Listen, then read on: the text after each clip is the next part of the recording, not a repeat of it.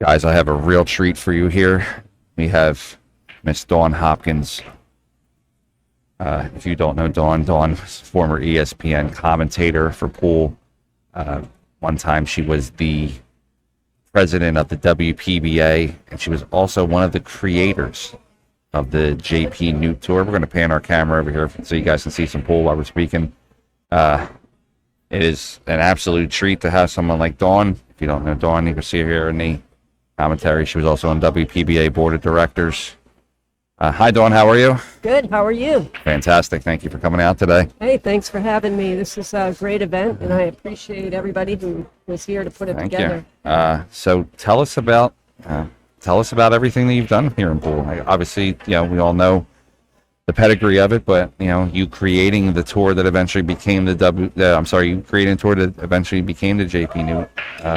Explain that to us. How did that come about? Yeah, that started, we had, I created a magazine called All About Pool Magazine. Some of you may remember that. And through that, I started 4 tours. First, it was the All About Pool in New England, which ended up being the one that Mike Zuglin took over later on. But I had a men's and a women's in New England. And then when I moved down this way, I started the tri-state tours for the men separately and the women.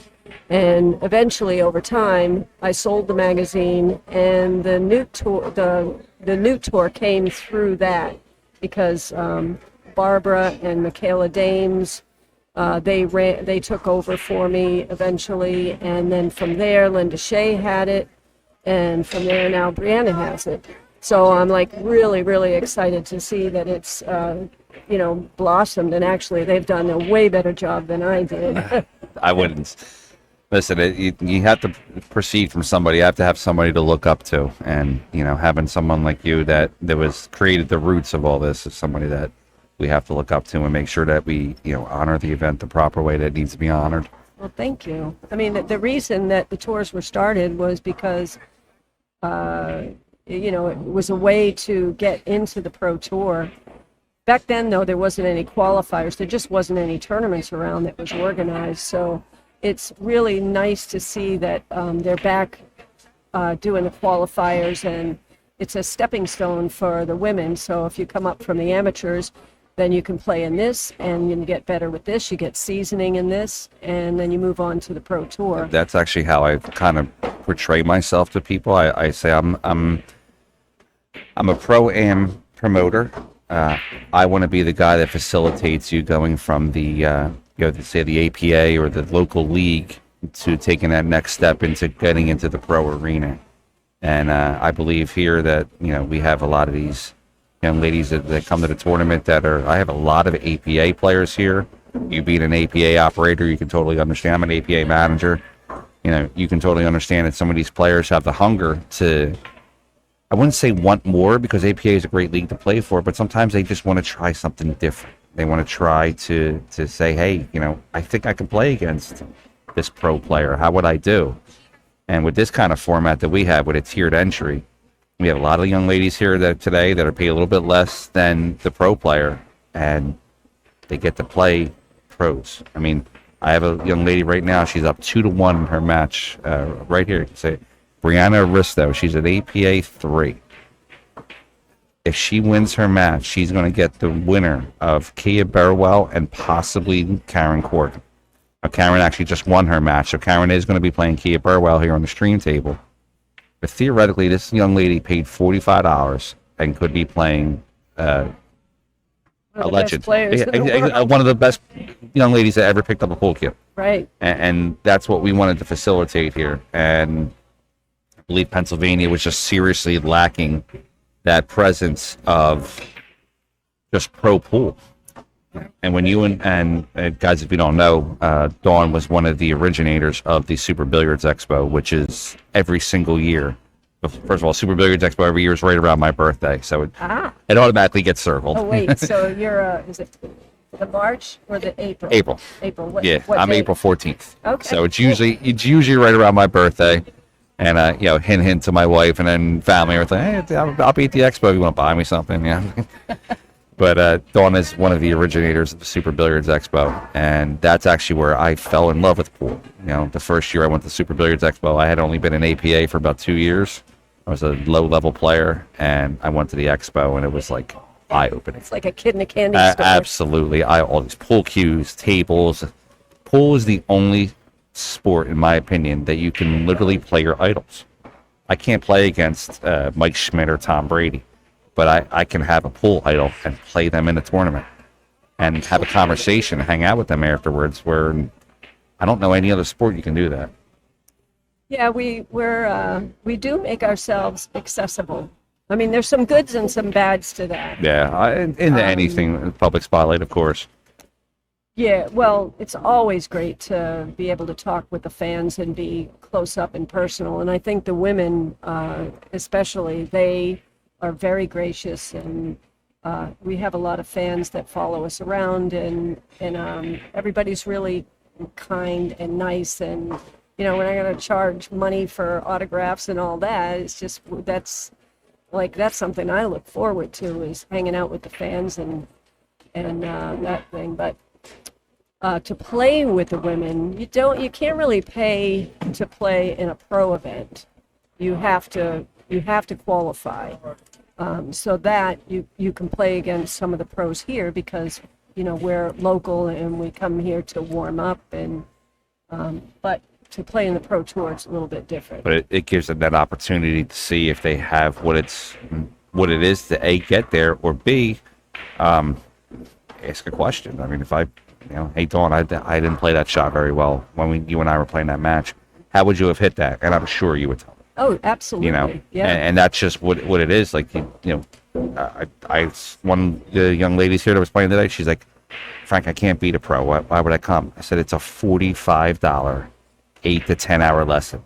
That's right. I said, we've spent 45 hours on shirts that we don't like. You can spend 45 hours and literally play against world champions and play against pros and people like you that have been in the pool industry for so long, that have just, done everything they can to give back. It's a no-brainer to be here. Well, plus, just in general, if you're trying to get your game to another level, you have to play people that are better than you. If you play people that are as, the same level or worse, there's no progression. Yeah, you might get some wins, but the wins aren't going to elevate you. Where's the progression? Where's the effort at that point? I mean, I even played in the men's pro events, and I knew that I wasn't a candidate to even come in the money. Yeah. But, I had it's a challenge. A challenge is a challenge, and I almost won a match against Rodney Morris, and that was like one of my highlights. And Rodney's a fantastic player. He's a great player. So, but I learned something.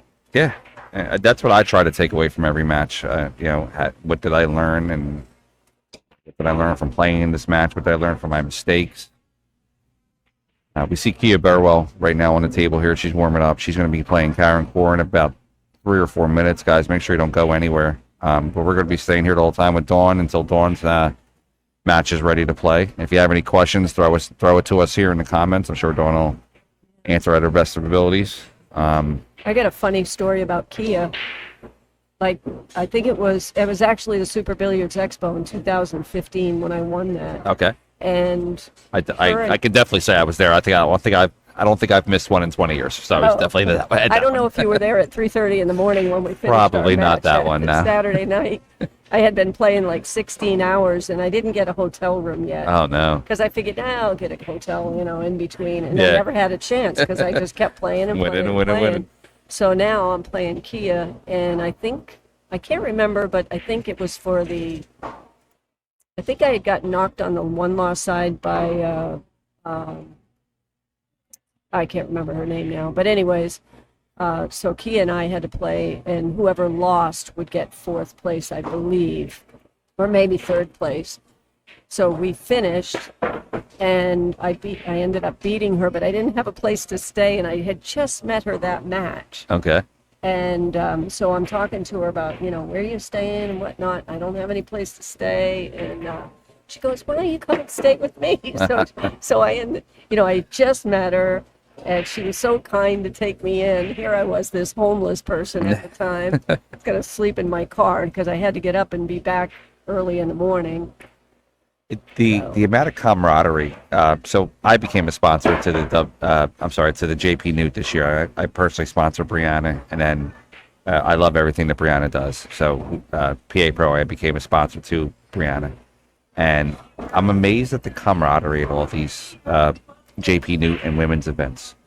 Everybody gets along. Everybody has a good time. They take group pictures. You don't see that a lot at the men's events. Like, you'll see some pictures with the guys, but you don't necessarily always see the major camaraderie that they have here. No, the men don't. They have a couple of them, they'll go golfing or something, but it's usually probably about gambling. Yeah, it's usually them in the action room. But I mean, these young ladies they're over there eating lunch together, showing pictures of their kids, some of them grandkids, you know. And it's cool to see, especially in the pool world, and especially just in the world that we have in general today, where there's sometimes so much negativity. That seeing that the positivity at some of these events is really great. Oh, yeah. We do that on the Pro Tour, too. After the event's over, like not too long ago, we had 30 people for dinner. 30 that's fantastic. Went to dinner. It was Kelly Fisher, Allison Fisher, Wei, like, I mean, you name it. All the players were there, and we went out to dinner and just hanging out and laughing, and, you know. I was trying to get Allison to come to today's tournament. I believe she has a prior engagement, and when I showed her the list, her response was, "You got more people on your list than the WPBA has right now." And I said, "Yeah." I said, "But that's an invite only." I said, "Mine just open." Yeah. Looks like we're about to get underway here in about 2 minutes. Guys, like I said, if you have any questions in the chat here, ask Dawn. I mean, yes, please. The plethora of knowledge that is here right now is just invaluable. If you have any questions, definitely fire at us. How do you see how many viewers are on now? I'm going to show you 1 second. So I actually have a contest. We're at 40. It dips in and out between 40 and 60. The number will spike tonight, but when we get to, I guess, prime time hours. But we're actually doing a contest. If we get to 100, whoever the 100th viewer is tonight, we're going to give them a free jersey. All right, here comes Karen. She's going to come back. Okay, so here's a question to you guys out there, 44 people watching. Who are you rooting for in this tournament? Do you have a local favorite? Do you have do you know most of the players in the tournament? You have somebody you're watching for? So do you know Charlene Capers? I do not. No, so Charlene's from New York. Charlene travels well. She has a lot of fans that watch her play. And you're going to probably see about 5 or 6 in a few seconds pop up. Go Charlene, go Charlene. Nice. Dawn, what was probably your... Now, you've been around pool for a very long time. What would you say is your... you can win a tournament. What is your crowning achievement? What was a moment in your pool career that was like, this for me is goes on my wall. This is my crowning achievement. Well, I have to say there's probably 2 things, because one of them I didn't win the event, and the other one I did. So winning the Super Billiards Expo event in 2015, that was the Players Championship. That was because I created that event. So there was a lot of personal reasons why I was really, really happy to win that one. Okay. And then the other was I was in the first ever live competition for women on the ESPN Ultimate Challenge. So I would do the commentating up in the booth, and then I would run down and play my match, and then I'd go up in the commentating booth. It was like back and forth. It was crazy. And I ended up in the finals with Allison Fisher. Wow. But what they did, unfortunately, is they held off our finals because I don't know, something to do with the way the TV was going. They tape delayed the tournament that got me to the finals, and then they played the live match a year from then. Wow. So there was goods and bads. The bads were, I was in a, raring to go. The good was that I could get my whole family there in the audience. I got my you. mother, Come my out and father, watch. They Okay. were all from, all parts of the country. And that was just really exciting. So I ended up losing to Allison, which is, she's a great player, and she just plays wonderful, and I did not. And but just the fact that it was the first ever live show was an honor. Oh, absolutely, especially at that caliber.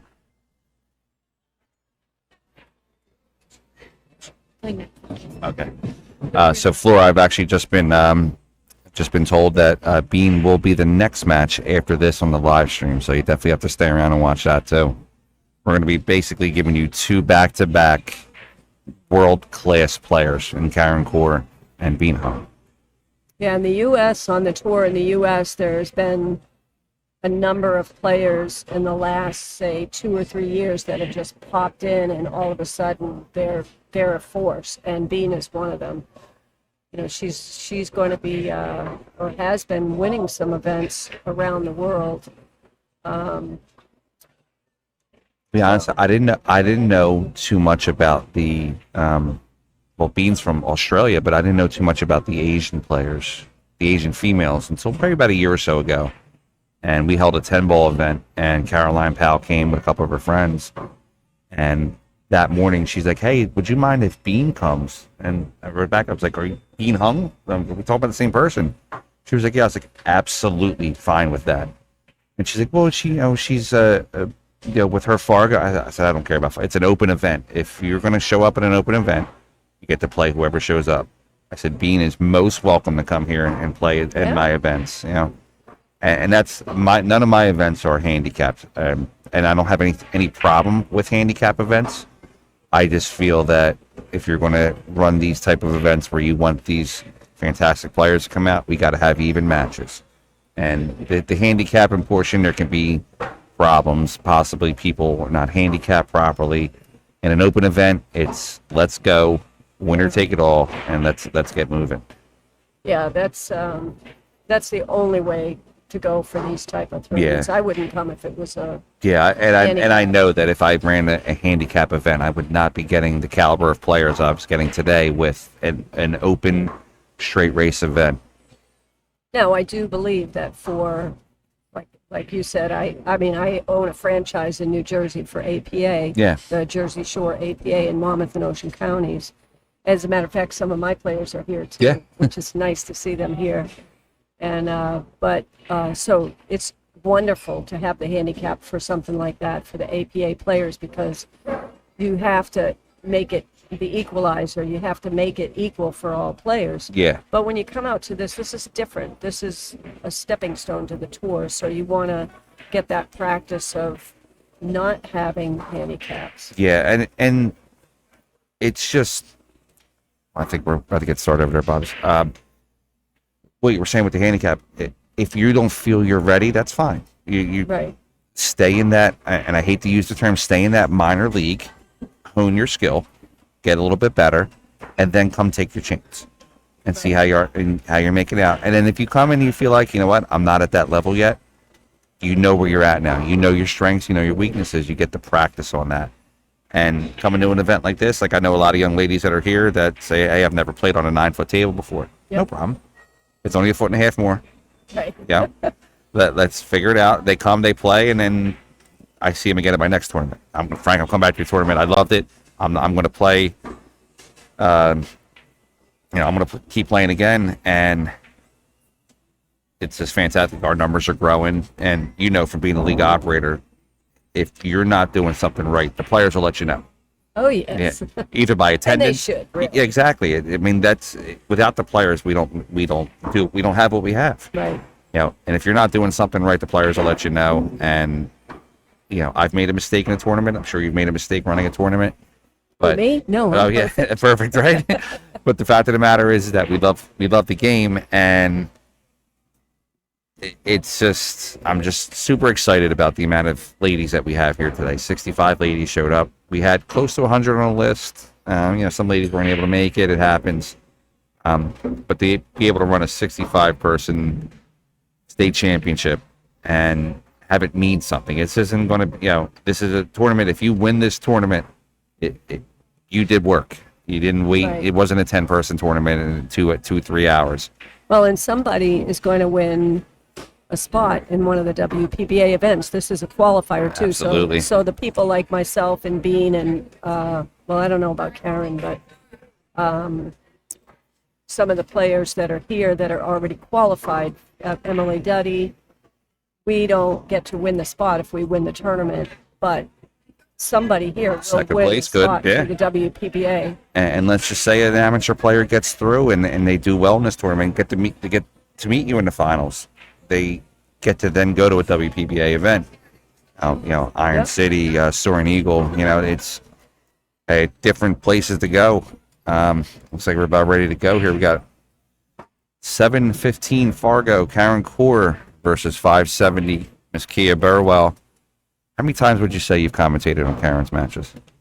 Oh, I can't even count. It got to the point, her and Allison were in the final so much, I couldn't tell which event it was. That's a close one right there. Look at that. Please. That's Yeah. very close. They might have to call the ref over to look at it. It was. I guess it's kismet. I asked come over and do the stream, and then the person we're doing the stream for is somebody who used to calling matches for. All right, so this format, if you're just tuning in, guys, this format is race to 6 on the winner's side, race to 5 on the B side. It's rack your own. It's a call 9 ball. We prefer to do the call 9 ball here in this format. 3 foul rules in effect. Obviously, jump cue, everything like that. WPA rules we go with just a little bit of a tweak. WPBA. Yeah, I'm sorry, WPPA rules with just a little bit of a tweak to it.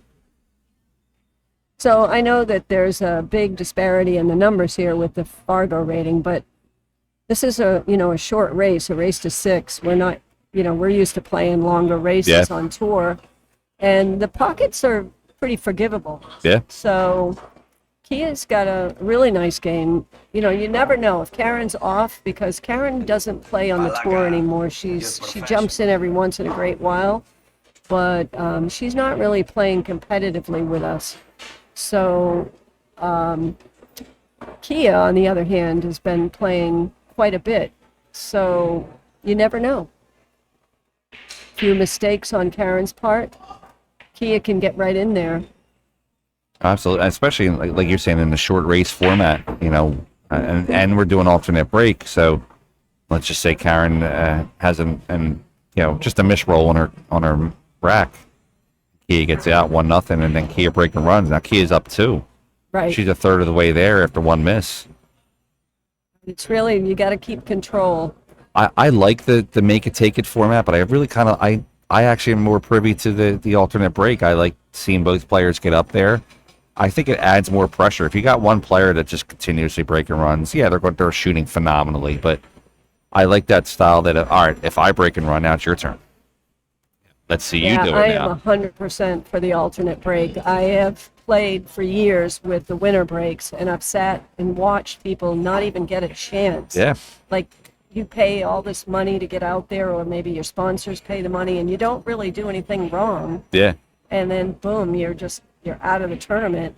So I don't see that there's any other sport. Tennis, you alternate your serves. I just don't think it's fair. But, I'm sure there's people out there that want the excitement of the break and runs and everything. Oh, of course. Now, we did something here one time with just a little side amateur tournament. If you're on the hill, it was just something we added as like a joke, and it actually caught on. If you're on the hill and you break and run out, your opponent gets a chance to do the same thing. So if you and I are playing like a race to 6, say, and we're tied 5-5, and then you break and run out, I get a chance to go up to the table and do the same thing. If I break and run out, now it's your turn. At that point, we're playing play till you miss, basically. Almost like a basketball, you shoot till you miss. Yeah. Well, that could go a long time. Fortunately for us, it did not, but it just added a little something extra for us. I think that's pretty cool. And so Karen shot that ball and opened up the 7 for herself. But, that's the importance of the lag. Absolutely, especially because when you're hill, you don't want to be sitting in the chair. You want to be up there breaking it and controlling that table. Yeah. So how would you hit this ball? I just would use center ball and drift out into the middle. She's going to hit it soft. And Oh, you know what? I'm sorry. I get these balls. Yeah. mixed up. So I was looking at the other ball I down. understand. So the gray for this particular set, which is the Dynaspheres Platinum set, the 6 ball is gray. The 7 ball is like the teal color. Kind of Yeah, matches so in with the that's going table. to take me, I apologize at home, that's going to take me a couple of minutes to get used to that again. So here she's got a slight angle. She may need to use some high right-hand English and just stroke it 2 rails around. So would you say high right? Would you say like 1 o'clock or 2 o'clock? Yeah, I'd say about 1 o'clock. All right. So if you look on our in the box cue ball here in the corner, Dawn's saying you would hit the ball If at she 1 does, o'clock. she may just stun it and come 1 rail off the. It just depends on her comfort level and how much of an angle. Matter of preference. Yeah, but see how she got that angle on that 7. It leads her That to was the 8. important. Yes. Just stun it back a little bit for the 8 ball in the same pocket. I don't like stunning like that. No. I'd rather come around and use my English, but Okay. everybody's a little bit different. That's the great thing about pool. You can do the same shot. You can have the same outcome with a shot, like 10 different ways, and not even have them be fluke shots, just different. Oh, Rafael. Okay, just not even fluke shots, just different shots to do and move the cue ball a different way. Rafael, I do believe Karen is doing like home care. She was telling us earlier with patients. Karen's going to get down here and shoot the 8 ball. So here she can either draw it back and bring it to where the cue ball is now, over a little bit to the left. That would be the shot there to do. Just draw it back a little bit.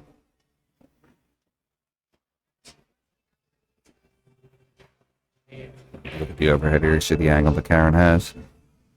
Yeah, there's nothing hard here except whenever just- you shoot this, just make sure that you watch the cue ball. Yeah, just because make the ball. And a lot of times people will scratch in the side pocket, not the one to the far, but the one back where she's side. standing.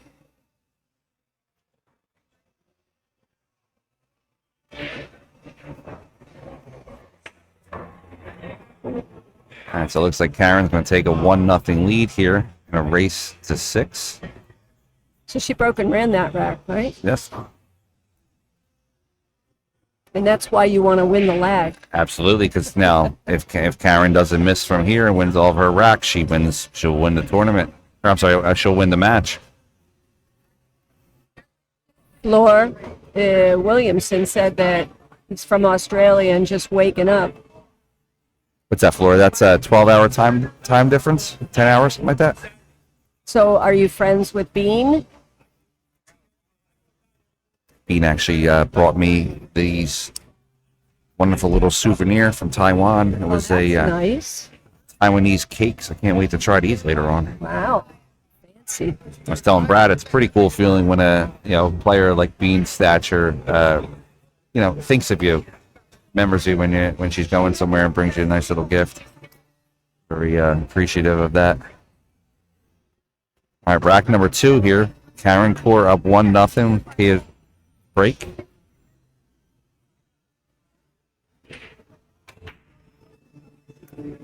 So the break, she lost the cue ball a little bit. I think that Kia hit it on the left side of the 1, which didn't really give her a great break. Here, let's check this out on the replay. So See how if she you hit watch it. this, she hit too much on the left and lost control of the cue ball, which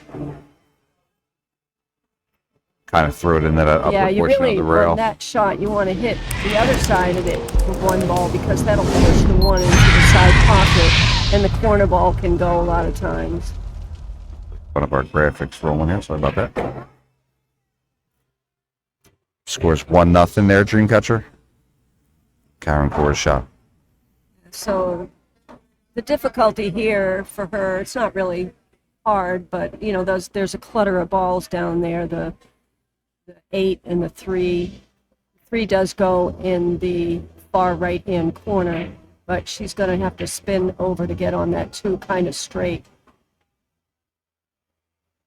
She came a little bit too far. That's yeah. the problem with that shot, is she had to hit it so thin to make it, and getting the spin on it, it's hard to slow that cue ball down. So I'd see her maybe playing a safety here, or the combination. Depends how, if she wants to be offensive or just play it safe. She's got a nice lock-up safe here, but then that lets somebody at the table.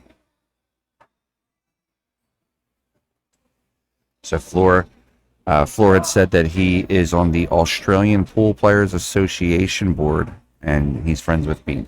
Yeah, that's great. Good for you for jumping in, and I assume it's volunteer on the board. We need people like you to keep this going in all parts of the country. So Karen took a shot at it in the corner, but I'm not really sure why, because there was no reward on the 3-ball. See a safe coming up here. Just making sure she gets a ball in between, which she did with the 9. This is a 1-rail kick. Now, kicking, you want to make sure not just to hit the ball. Of course, that's the number one thing, but you also want to think about where the cue ball will go after. And I would say if she hit the right side of that 2 from where the table is now, then the cue ball can come down to the right side behind the 9 and the 7, and maybe send the 2 up the table and play safe. One of the biggest mistakes I see with amateur players when they play the kick shot, they don't use speed control. They just kind of slam it because they think the harder hit's going to give them that opportunity to hit the ball. And sometimes it's just about making a nice hit, making a nice, softer hit, get them that position that they want, or maybe that kiss off the ball that they're looking to get themselves back into a Right. position. Unfortunately, sometimes I just see people go up there and just really blast the ball, and then that's what opens the rack up for them to lose. Right. And I think it depends on your level, too. I mean, if you're a lower level player, then you just want to make the hit, focus on making the hit. There's nothing wrong with that. No. But once you learn your kicks and don't just continue to just hit the ball, hit with a purpose. Yeah. So, excuse me. I'm looking at Karen's shot here. Let's put the overhead, see how close she is to the rail. She's got about 2 inches off the rail. She still has this 3-ball tied up down in the corner with the 8. I don't see any reason for her to pocket this 2-ball. You can see down here. It's 3 and the 8 are tied up together. I just don't see a reason for her to pocket. I should definitely think she's playing safe full play here.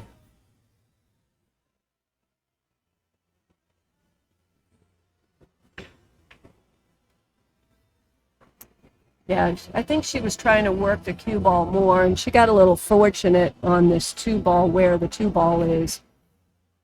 But the way the 2-ball reacted, it was almost like, and the cue ball, it was almost like she had reverse English on it, because the cue ball really slowed down. I believe she was trying to get the cue ball down by the balls on the far right. All right, so Kia's coming up to the table. She can get around the ball. I don't know how full. You know, it's a nice shot here. Sorry to interrupt. No problem. Low English.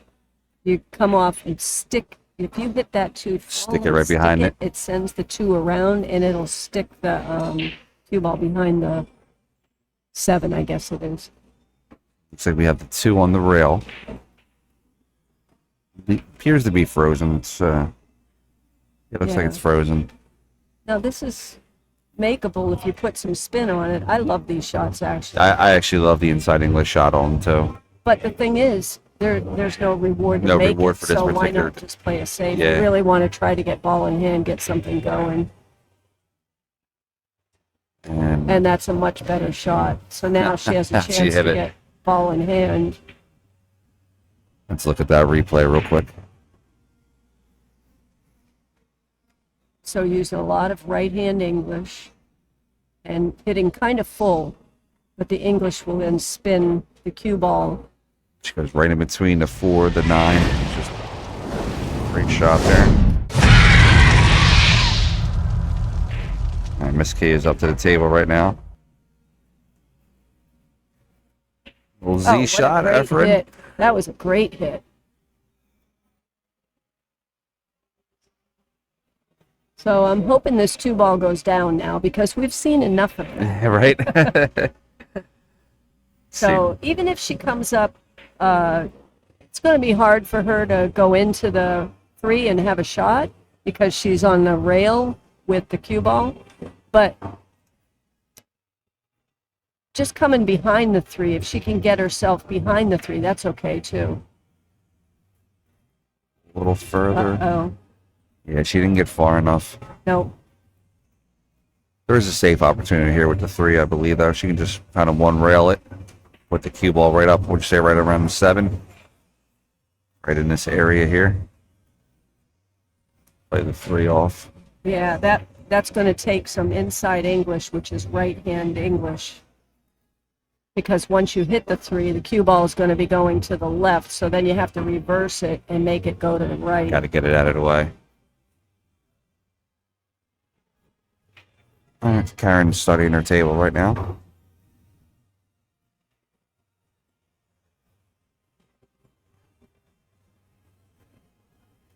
Dreamcatcher, can you see the score of 1-0? Karen Corr. Oh, I guess you already told me. Karen went a little bit outside rail. Okay. Yeah, with the 8 ball in the way. That was a smart play. Using the 8 and the 5 as blocker balls. Once somebody gets this 3 ball, then everything's going to open up after wide, that. It opens wide up, exactly. So the young lady, Brianna, that we were talking about, Brianna Aristio, APA 3, is winning 4-3 right now. She needs to get 2 more racks, and she would get the winner of this match. That is good for her. Like seeing that. Nice. Update here. We have Miss Charlene Capers is up 5-3 over Ashley Benoit from New England. Emily Duddy and Lai Lee are playing. Emily's trailing 3-2. Brianna Miller won her match against Phoebe Giroux. Oh, that's going to be great. Brianna Miller versus Bean next round. That is going to be a good match. All right, so now Karen's got an open shot here. And I believe she can just draw the cue ball back a little bit because the 4 is behind the 9, so things should be open. When balls are close together like this, though, it's... Oh, I don't know. Maybe she can't see it. I don't know why she's not taking this shot. It's hard to see the angle from where we're sitting. It looked like she could pocket it and just hold the cue ball on the rail, but maybe not. So she opted to play safe, and Kia can see the 3. He's looking at the combination right now.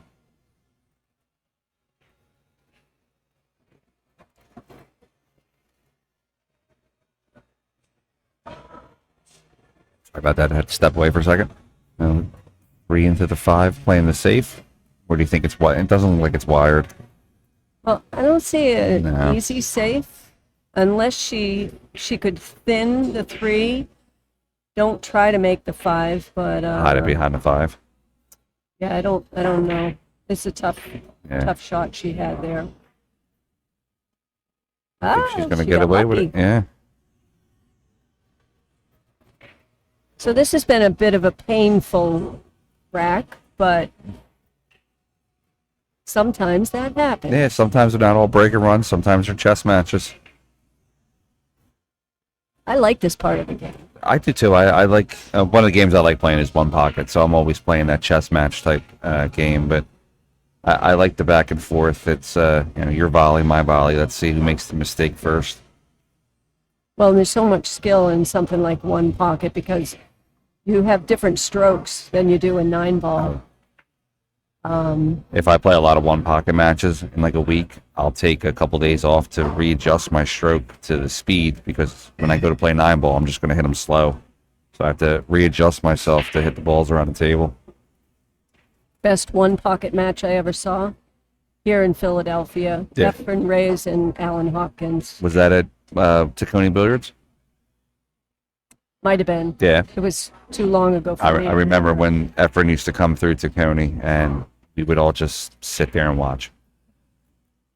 And because every once in a while you wouldn't know until you walked in if Efren or Boosty was in the building. And I remember one night I walked in, and then Efren was there, and I just turned around, grabbed my phone, and I called my girlfriend at the time. I said, "Babe, I'm not going to be home early tonight."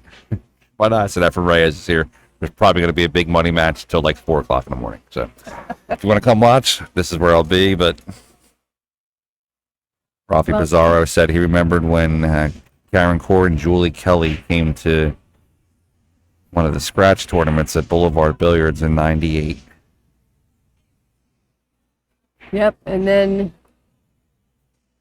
Karen came in and well, actually it took her a while because Allison Fisher was winning when she first came in, so it took Karen a while.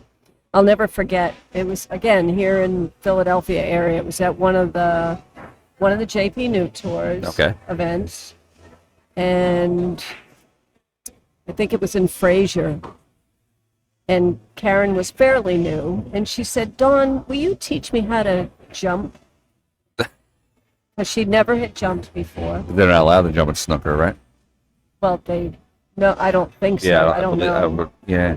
So I said, all right, but then you have to teach me something, right? So I taught her how to jump, or I showed her some of the basics, and I'm sure she improved after that. But and then I said, "So can you just look at my stroke and tell me what you see?" Because here were 2 snooker players coming over and just dominating the tour, right? So I figured I'm going to get, well, let's see what they got. So she started laughing at me when she watched me shoot. And I'm like, "What? Why are you laughing at me?" And she said, "I don't know how you Americans make a ball." Because they always put the stick against their chest and against their chin. Get their chin are so for low. Guides. And the Americans are taught to keep the stick like a half a foot away from your body. And it's like wobbly. Yeah. And that's what I always felt, was I wasn't just solid. So I started to kind of stand a little bit the way they do, not everything, but I put the stick against my chest, and I'll tell you, my game went up 30% in just a few months. So I'll actually add to that. I'd say a slightly larger guy, but I used to be very large, almost 500 pounds large. Wow. Yeah. And right before COVID is when I kind of started like really getting myself in shape and wanting to get my life better. And I lost almost 300 pounds. And for you. I was still shooting as a large man. Oh, yeah. I was shooting over an imaginary body that wasn't there. And I had to essentially go take a lesson and retrain myself how to play pool. And I took a lesson from Joey Gray from Team Moscone. And he first thing he did was like, "All right, we have to adjust your stance. We have to he goes, you know how to pocket balls, you know how to play well." He goes, "We have to adjust yourself now to your frame."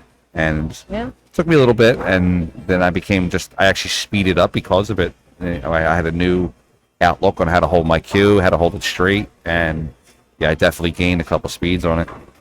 Cool.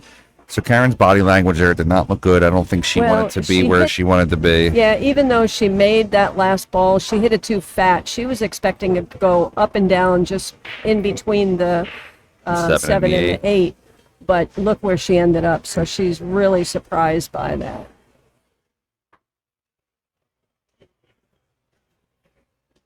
And just, she's definitely having trouble. Not surprising, though, because she doesn't, this is not her job anymore, per se. She's still a great player, but... So Rafi Pizarro's he's been in the pool world in this area for many years. He said Efren and Alan had that exhibition at Petey Fusco's place in Feasterville way back in the day. He said, God, that had to have been in the mid-'90s. Yeah, that's probably when it was. That was an amazing match. I think Alan ended up winning that match, and I remember watching him. He was up on Efren in one of the games, like, they have to make 8 balls. 8. So he had Unless 7. There's weight being added. He had 7, and Efren had like none or 1 or something like that. And he had a shot to make the 8. Yeah. But it was not an easy shot. Oh, he has so much patience. I would have fired that sucker in and probably missed, but So Kia, speaking of firing, he Kia just fired that plays 8 just safe. a little too hard, and I think, yeah, fired it just a little too hard to get on the 9. Let's see if we can pull the replay up on that one. All right, so this is a very, Yeah, if you see here, she well, there is a kind of a uncharacteristic of Kia because she's, looks like you she know, twisted a little that's bit more there. of a, I call it an amateur move where you're Amateur. trying to create an angle where there isn't one. Yeah, Number one is just make the ball and take the tough shot. You didn't really need to go anywhere else. She had a shot on the 9.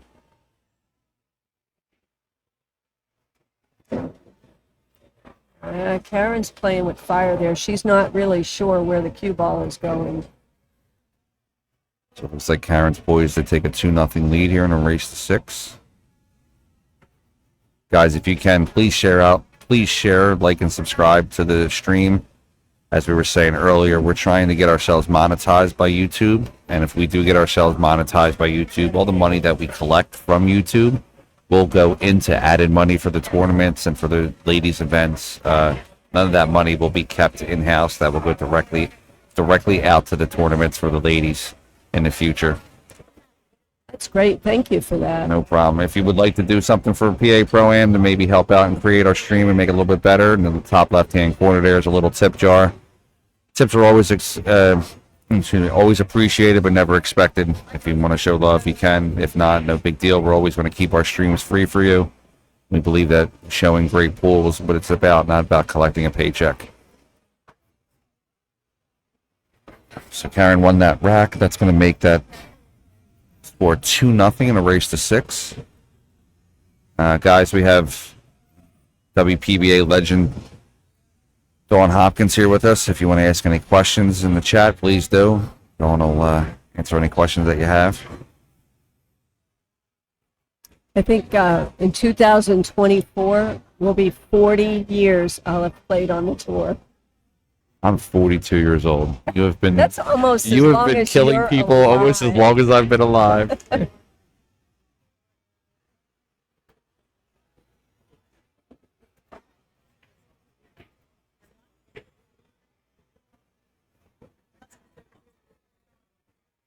All right, rack number 3, Karen's break.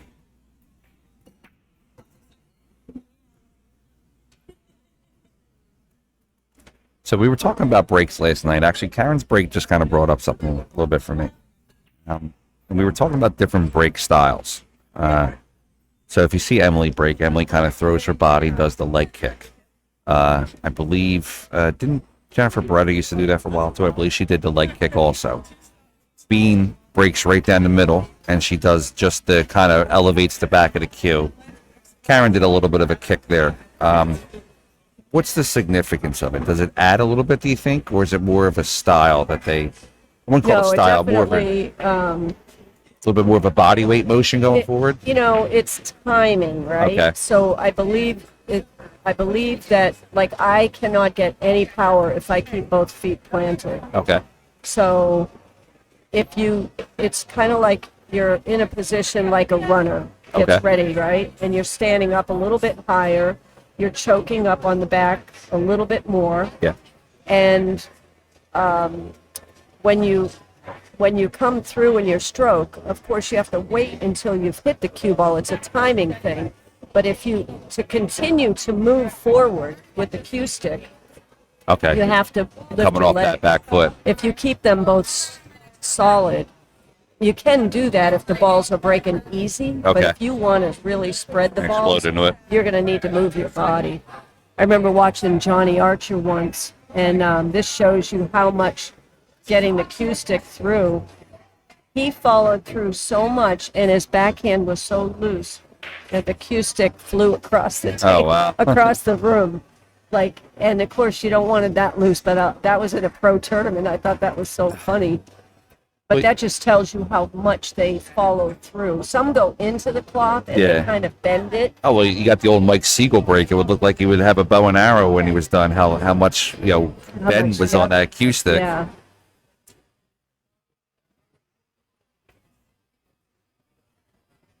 Darlene, looks like Karen's moving along pretty well in this tournament. She could be here tomorrow, possibly. Definitely come by if you're interested in coming by tonight. Obviously, we're at Bluegrass Billiards here on 9490 Bluegrass Road, Philadelphia, Pennsylvania. Dawn, have you been here before? Is this your first time? I have not. This is a great place. It's really open, and like the tables are playing really nice. We have 38 9-foot tables and 16 bar tables. Actually, I've actually played in up there with players where you hold a lot of your events at. Players Billiards. Yeah, I was up there once or twice where you were running the U.S. amateurs, and I believe one of the times I got to the finals or semifinals actually. Yeah, semifinals. I was up 4-0, lost the match. I was not happy. That was a long ride home to Philly that night, but yeah. If you guys don't know, Dawn's a league operator for APA, Jersey Shore APA, correct? Yes, Jersey Shore APA in Ocean and Monmouth counties in New Jersey, and it's been a great business for me because, when you're a player, you need flexibility with your schedule. Yeah. You have to make a living, and sometimes playing pool isn't really gonna. That was a jump kick shot that she was trying to do. Just didn't quite get it. But, just to supplement, you're professional. it was a really good investment for me. You're also a singer? You play an instrument, I'm right? a musician, Yeah. so we have a band that we play on the Jersey Shore. I play bass guitar, which is kind of unusual because I actually played guitar since I was 15, before I started playing pool. Okay. I played guitar, but they needed a bass player, and I said, well, I don't play bass. And they said, you can do it. So that's been fun. I write music and play, So guitar. prior to I knew you were a musician. You played in a band. Prior to reaching out to you, I had went and checked to see if you were open that weekend first before I even bothered texting you and seeing if you're going to be available. So you went to our band schedule. Yeah. So let me make sure she's not going to be somewhere, at a gig. If you go on to YouTube and look up Dawn Hopkins, I Will Dance. That's one of my songs that somebody that used to be an ESPN camera man Okay. did for me as a gift. Oh, that's great. He made a video for me, and it's so awesome to see it in video form. Guys, make sure you check out that video for Dawn. Karen tried to get up on the 2, just kind of bobbled the 1 a little bit. Kia can bank the 1, but I don't believe she's gonna have any positional shot on the 2 after that. No, but she needs to stay in control here. Like this, Karen is don't let giving it get her away a from lot you. of opportunities, and Kia needs to take advantage of those. I was just about to say That's I a would really like to good see a shot. 2-rail shot behind the 2. Look on the overhead here. So I don't think that she can masse around that 2 ball, No, I don't believe so but either. coming down 1 rail to kick it is not an option either, because look at that line of balls. She may be able to squeeze in between or hit 1 rail. Yeah, that's what she can do, is hit 1 rail, but this is tough. Yeah, it's definitely tough when you have that sharper angle. Yeah, so you've almost got to put left-hand English on this to straighten it out again to get it to come back for the 1. Dawn saying left-hand English. We're looking at I about 9 believe. o'clock, maybe 10 o'clock on the cue ball Yeah, here. probably like 10 o'clock. Right on the cue ball that we're showing you here in the bottom corner. And see how Nice she, hit. yeah, there you go. Oh, See she's going to catch it. Unfortunately, she scratched on that shot. All right, well, this is an opportunity for Kia. The balls are open. No reason why she can't run this rack out. I know Kia has the ability to do that. It's just a matter of getting in the flow and staying in position. I just heard somebody walk by me go, "Oh my God, Karen Corr's here." Yeah. It's a treat to see a lot of these players that are here. And it's definitely humbling for someone like me that's starting a new tour in the area to have support of the players in the area, the other tournament directors, the pool rooms, but then also having support of the players like Karen and yourself, just coming out to these events. I never thought that within 7 months, 8 months of starting a tour that I would have world champions and pool royalty coming to my tournament. So I'm very, very humbled to have everybody here and especially with running the APA, players can spend their time any way they want. If they choose to spend their time at your tournament and choose to spend their money at your tournaments, that means that you're doing something right. And we're very, very happy and very humble for everybody, and very appreciative of everybody coming out to our tours. If you're interested in getting any of our tours, check us out on PA Pro-Am on Facebook. I'll put a link up there for you guys. PA Pro-Am actually is a double entendre name. It's the PA stands for Pennsylvania. But I'm sorry, go ahead, Dawn. Are you involved with, I don't really know, so maybe you can educate us. Sure. Are you part of the JP Nude? Are you a sponsor? You're a sponsor, so you do. So I'm a direct sponsor of Brianna herself, Brianna Miller herself. And then I am the streamer for the JP Nude. And then we sponsor certain events. The ones that come here through Bluegrass, we sponsor. And then also, I'm also a sponsor of junior player Skylar Hess, two-time national champion. And I'm a small sponsor for Lucas Verna. So when they come to Players Billiards in December, JP, I'll be there. You'll be there streaming. Yes. Cool. But we always check with the room first. Like when we went to Yale Billiards, Bobby up there at Yale has the Shark stream, which is a very successful stream. So I don't like to step on anybody's toes in their house. So when we went there, they don't. I know, because that's my room. So yeah, so they don't have anybody that you have to worry about. Yeah, I've been to that room plenty of times, and for me, it's a hidden gem. I love going to that to Players Billiards. A good shot here. Oh, wow, missed. just slightly missed it. But so that's what we do for JP Noon. I also put Brianna into pro events. She played in the Predator 10 ball. She's hoping to get maybe a spot next week up in Jason Scholl's tournament in Connecticut. Right now, it's currently on a wait list, so we're hoping maybe we can get her a last-second spot. Is that an open tournament? That's an open tournament. Yeah, it's called the Q Lees. It's Jason Scholl's room up there in Connecticut. And then, I'm sorry, again. I was just. I have kind of an embarrassing story about that has to do with Jason Shaw. Oh, tell us. I actually love Jason. I think he's a great person. So cool to be around. So I had never met Jason, but you hear his name, and I was out of pool for probably 4 years. I stopped on the tour. I just wasn't into the pool thing. I wasn't following any of the guys, and so I heard his name, but I didn't know what he looked like or where he was from. I always thought that he was from the States.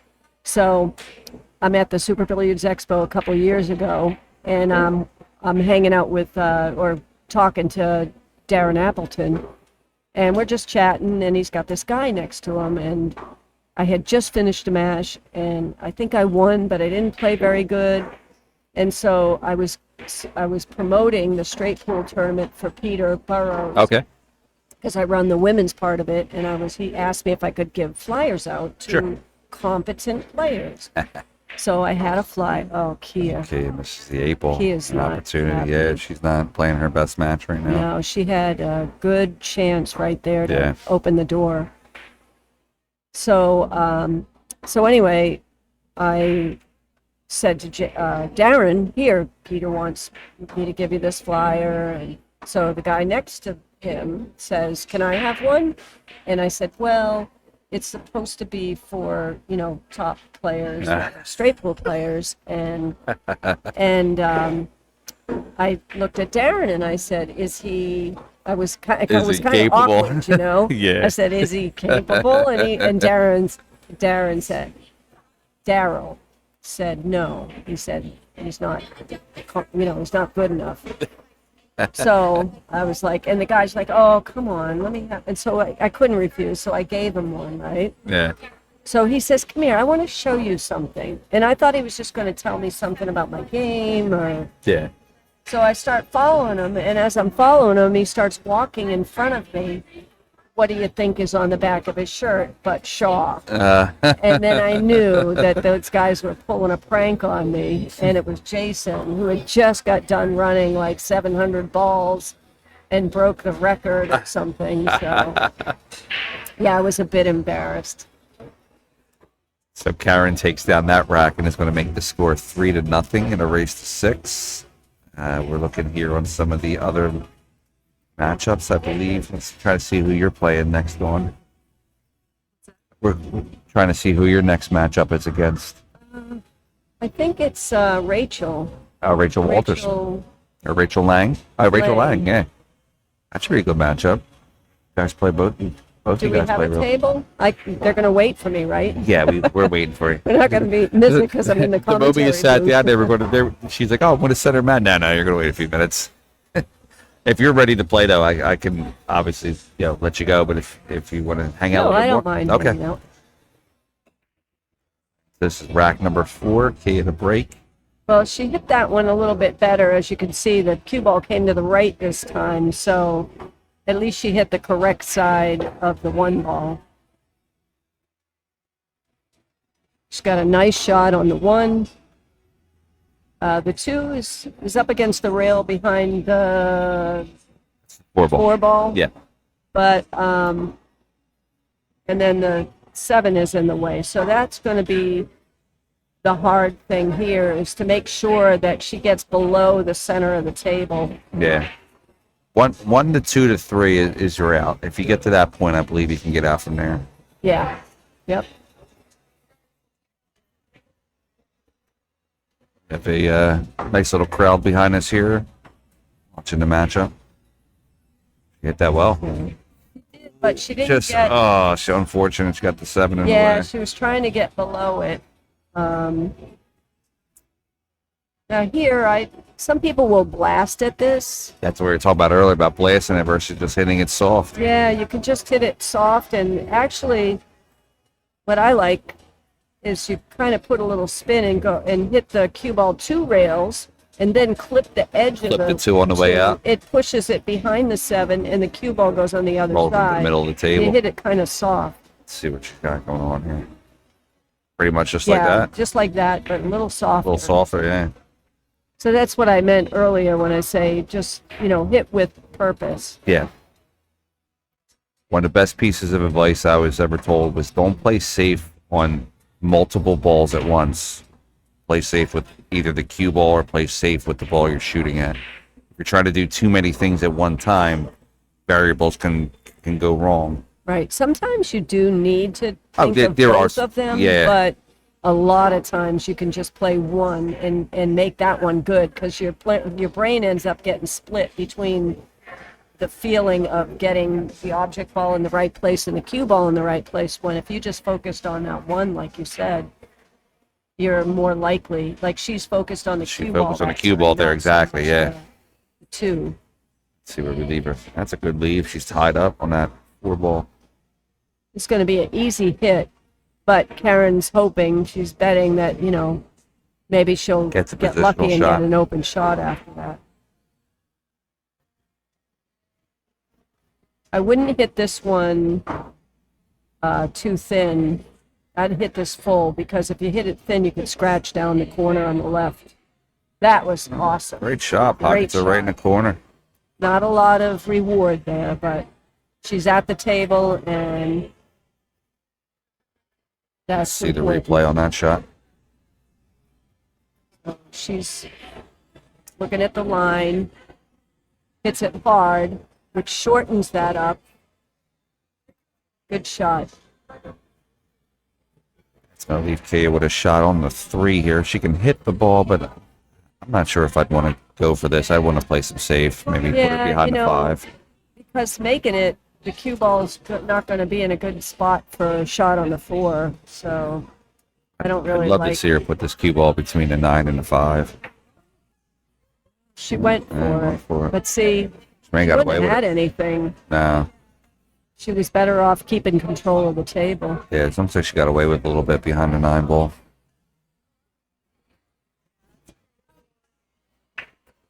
So here you can go. I don't know if she can see any part of the 3. If she can't see any part of it, oh no, No, right? she's going to be kicking at it. You can go 1 rail or 2 rails into this. I kind of like the 2 rails. If you go 1 rail, you could scratch off the side of the 3 into the bottom left corner. So I would rather, if she can, hit deep into the corner and send the 3 down into the that 3 down. pack. Rafi said All About Pool magazine was where you went to see who won what in the Northeast. It had a nice listing of tournament results. Oh, thank you. You remember that. Yeah, that was the purpose of me starting that magazine was you never knew where the tournaments were. And so I thought one day, well, I'll just put all the tournaments in like a newsletter or something. And it ended up being a magazine because I got enough advertisers. Yeah.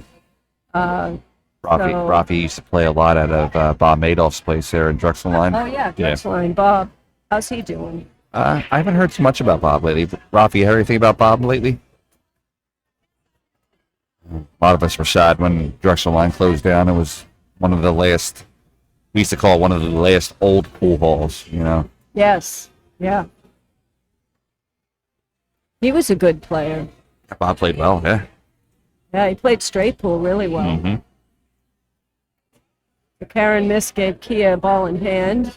All right, guys, we're at 58 viewers. We got to get to that 100. I'm trying to give a jersey away. Like, subscribe, and share, please. Tell your friends to get on. If you got 2 TVs in the house, go upstairs and turn the second one on. We need it. Moving along pretty well here in the tournament also. Plus, it's no fun to talk and nobody's listening. Exactly. I talk to myself, but usually the voices in my head respond. All right, so Kia's going to move this ball down to the 4. Yeah, so I think she was playing that to play safe afterwards. So let's see what she's going to do. That's a good shot. Easy kick, though, for Karen. It's the only bad thing about that. Make sure you look at all your safety options before you get position on that ball, because I think she could have locked that ball up a lot easier if she had come shorter on it, yeah. And then put the 4 down below the 2 balls and just snug the cue ball up on the 5. That would have been a better safety. So we're currently in, I believe, in our 17 to 24 round here. Yeah. Well, that's going to be a good matchup too. Looking at some of our head matches here, young Sophia Mast against Miss Rachel Walters. It's going to be a nice little match going on there.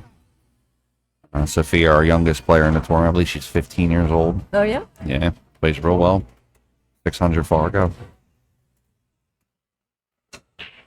Nice 1 rail kick. Sophia. Yeah, little Sophia. I think I know who that is. And she's the pink dagger, the one running around here with the little, what do you call that, little hat, knitted hat on. So Karen made this hard on Kia because she's got her jacked up over the ball. Let's see what Kia can do. Kia was trying to go for the side pocket. Got lucky. These racks have been kind of amazingly hard. Yeah, they've been... When they miss, and that sometimes it just goes like that. It's like trying to fight out of a wet paper bag. Yeah, it's not just... Can't get the flow going. Trying to see if the overhead here. So she's going to try to come 2 rails. If she can clip the left side from this view of the 4 and maybe make it, it will drive the cue ball up into the 2 balls and break that 5 open. Yeah. Trying to hit 2 rails is much better than 1 rail. Yeah, I prefer multiple rails. Just easier to control the cue ball.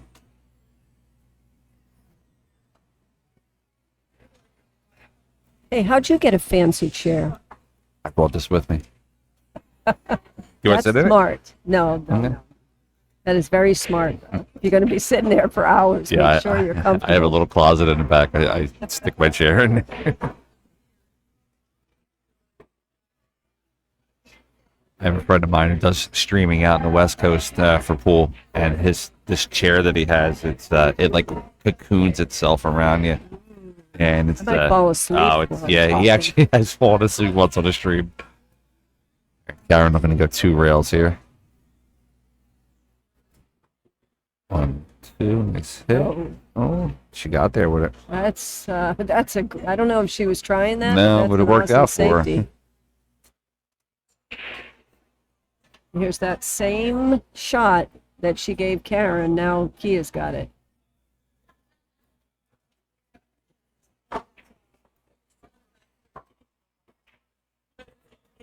Wow. Wow, that was a great shot. She's kicked a couple of balls in up here in this corner, like it had eyes. Yeah, twice now she's kicked some good shots in. Somebody else from Sydney. Yeah, Bean's got a nice contingent here rooting her on. Bean said from here she's going to the WPBA Iron City. I'll be there too, man. A couple of these ladies are going to be. I know Ada's going. Emily is probably going. Emily's going to probably be there.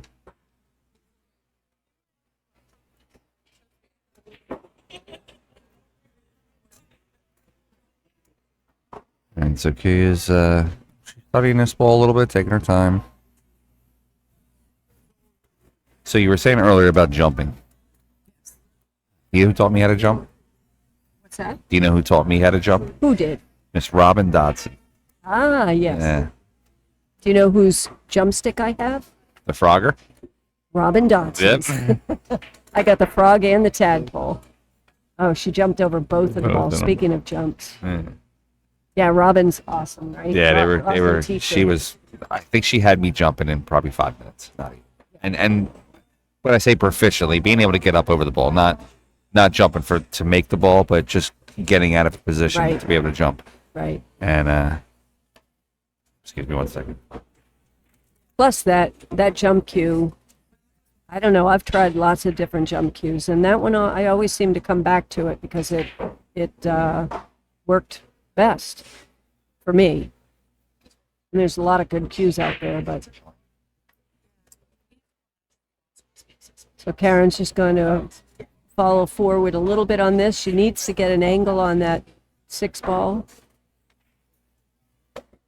Don't get on the rail. Don't get on the rail.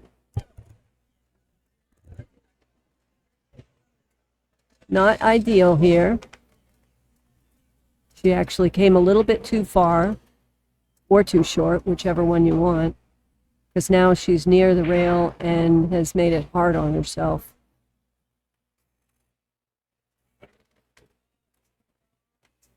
If it's dead straight, she's going to jack up, stop the cue ball there, and then she'll have a long shot on the 7. I'm sorry about that. The computer to run the tournament was dying and needed juice. Ah, that's important. We had to hurry up and scramble. So now she has great fundamentals. I remember her saying to me once, when she doesn't feel confident, she shortens her stroke so that the tip of the cue will be more accurate on the cue ball while she's stroking. Is that like a de-acceleration type method? I mean, kind of don't want to go so fast. You're just looking for more accuracy and pinpoint it versus trying to just kind of blow through it. Well, I mean, look at the long bridge she has here. Yeah. I think it's just that it's more compact when it's shorter. Right, she did fine there. Guess that's the reason why we're talking to a Hall of Famer and watching a Hall of Famer too, folks.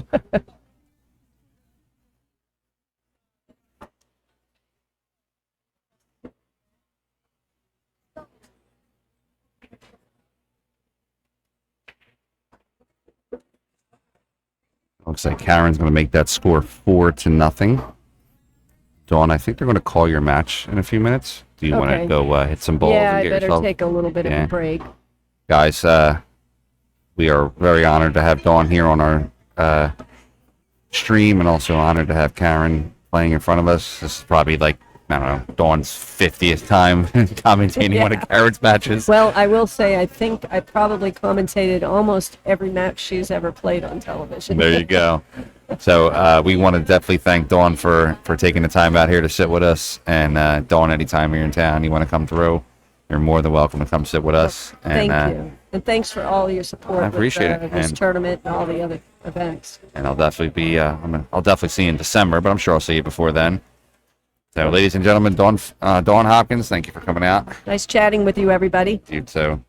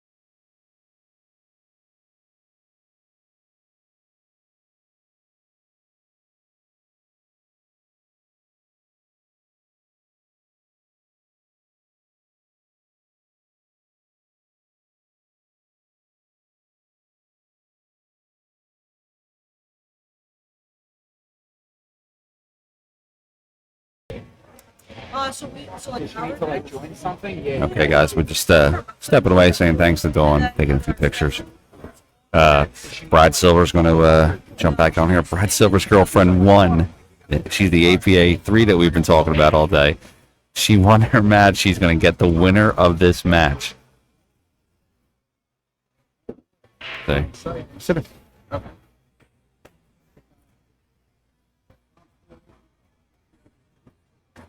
He's going to join us here in a second. I was telling the crowd, Brad, we went from Bree being terrified to be here to playing possibly. Hey, well, she's playing. No, she's going to be playing a pro no matter what after this. She's either going to be playing a current pro player or Karen, who is like a legend. Absolutely, yeah. I was just we took a little break after the match. How's her stomach? Yeah, so she Bree is pretty new to pool. She knows the name, but didn't know all the accomplishments. And we went on the page during our little lunch break there. It took 12 seconds to scroll down through all the We took a little wins. look, and she said, "Yeah, I get the point. Like, we can stop." But yeah, I mean, it's exciting just to play. Any player of this caliber is awesome. And Kay is a very accomplished player herself. I believe she's was a tour champion on this one at least once. Oh. I think she's going to get away with that. I don't know how far out it is. I No, think we she can hit play it. in, yeah. I'd say the softness of it, playing it in, and then having a positional shot on the floor is going to be tough. And we were just talking with Dawn Hopkins, who's a WPBA president. Dawn was telling me and telling the crowd that she actually created this tour, this JP Newt tour. Oh, wow. She was the originator of the tours in this area and created it. She said that she basically probably has commentated every one of Karen's matches on television. No way. So I said it's just funny that I asked her to come join in. She joins in, and the first match she's commentating is Karen's. It's pretty awesome. Yeah.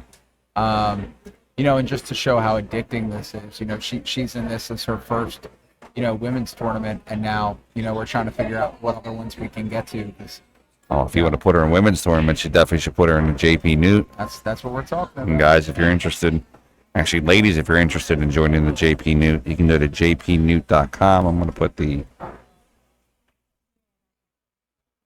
link here on the page. Here it comes down. The JP Shower Northeast Women's Tour.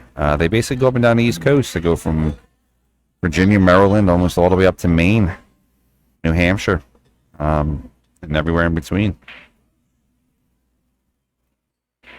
All right, so Karen's look at the shot here. Haven't seen Karen break out her jump cue yet. Dawn was telling us about how Karen asked Dawn to teach her how to jump because she's a snooker player. They don't jump. Absolutely, So yeah. coming over to the U.S., she needed help jumping. Dawn was telling us that she asked Karen to help her fix her stroke, and Karen laughed. She goes, "You Americans with your weird stroke." Yeah, it's crazy how that happens. I was at the U.S. Open last year or 2 years ago, and I was watching a local player, Joey Testa, shoot, and he was playing. I can't Judd remember Trump? his name. No, Judd- it wasn't Judd Shaw. No, Judd Trump? No. Nope. It was another foreign guy. I'm not quite sure his name, but he was a snooker champion, and I know Joey played a safe, and he was disappointed. And I looked at me when he came back to the table, and he said, it's not going to work. He's just going to jump it. And I looked at him, and I said, I don't know if he can jump. And he said, what do you mean? I said, he's a snooker player. Let's see if he jumps. And sure enough, just awkward stroke. Yeah. So that's it. It's not something that's used very often. I'll tell you what, though, you can watch a snooker player draw a ball 6 rails, though. Absolutely. Have you seen Joe Abdallah, a local player, play? I have not. So Joe Abdallah was a local snooker player out of Southern Jersey. He just was out at the U.S. National Snooker Championship. Okay. And he played last year's champion and gave him a run for his money, but he got pretty far along in the bracket, wasn't able to bring it home, but snooker's a wild game. I know up in New England area, I watched Mason Shooley shoot a drop ball. It was like 5 rails to get position where something I just would have kind of just shot and jumped. He threw the ball like 5 rails and got on it. I said, wow. And the amount of spin that he had coming off the ball was insane. This is a good matchup over here. Rachel Walters versus Sophia Mast. Oh, it's gonna be a great one. Yeah. Or should we refer to her Alyssa Salt? Okay, one mistake I made at one time. It's funny. Were you there that night? I was. I think you were there that night. Yeah. So Rafi said that was always a controversial topic back in the day. Should pros who have a guaranteed spot be able to knock out girls who would have won otherwise if the pro wasn't in the event? But yeah, I understand what you're saying there, Raf. But that's what we were. Actually, I think you and I had a conversation before about that on the stream. This is an open event, so essentially, the way I look at this is, proceed at your own caution. If you feel that you're going to get in the event, you could be playing, a legend like Karen Corr, or you could be playing, the young lady down the street who just picked up a pool cue. That's the luck of the draw.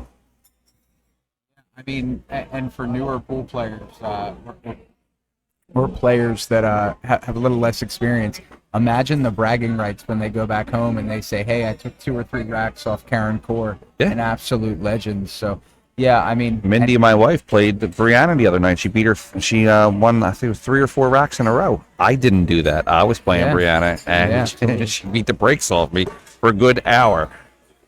Yeah, some definite bragging rights there. Yeah, and so now look at this another way, too, guys. So, Brianna... So there's 2 Briannas we were just talking about. Brianna, Brad's girlfriend, which is not Brianna Miller. So how do we say her last name? I want to tell Aristeo. Aristeo. Okay, because I've been butchering it for an hour and you That's haven't fine. corrected me yet.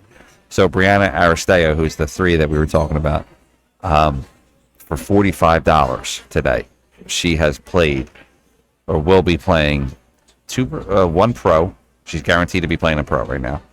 And she's also played at least 4 or 5 matches. Yep. And she's still in. If she loses to either one of these players next round, she's still in the tournament. Still in the tournament, and she's in the money. And she's in the money now? Yeah. She's in the money, Yeah. top 16, right? Yep. Yeah. Yeah. So she actually could. The worst she could do is 12th place right now. Yeah, she could be a day 2 player. Yeah, you never know. You never know. Yeah. And that's what I just asked her, and she said, "You know what? I'm going to take it a rack by a time, one rack at a Exactly. time. Not going to let anyone intimidate me." And, Kia gets herself on the board, There you scores go. 4-1. there you go, Kia. You know, it's just we tried to make this event as accessible to all the players as possible, but also very much competitive to all the players possible. And you know, you're competing for $5,000 first place, so I mean, it's pretty competitive in my book here. Absolutely. Absolutely. And let's see some current matchups that we have going on. We'll update you with some scores if Yeah. we How many can. do we have left on the winner's side once this catches up? I think 3. Okay. Not a lot on the winner side. I think if whoever Any surprising matches fall to the loser side yet? Anybody we weren't expecting to be over there? I'm sure there's some, but any super notable names? let's go over there and see. Well, Emily Duddy's on the B side. Yeah. See, that's surprising. I saw she lost a lot. Yeah, Pretty handedly. Right? yeah. Yeah. You don't expect a name like her to be over so soon. Elise Key is on the B side. Yep. Elise Key won the Super Billiards Expo. Sheila, Betty Amor Cherry, Elise Key. There's so many great names. It's hard to filter through, but Yeah, I'm just looking at some of the other ones here. So, like I said, Emily Duddy's on the B side. Ashley Benoit, wow. who was a favorite, is on the B side. Now, see, I know Ashley very well. Sure. Ashley plays well behind.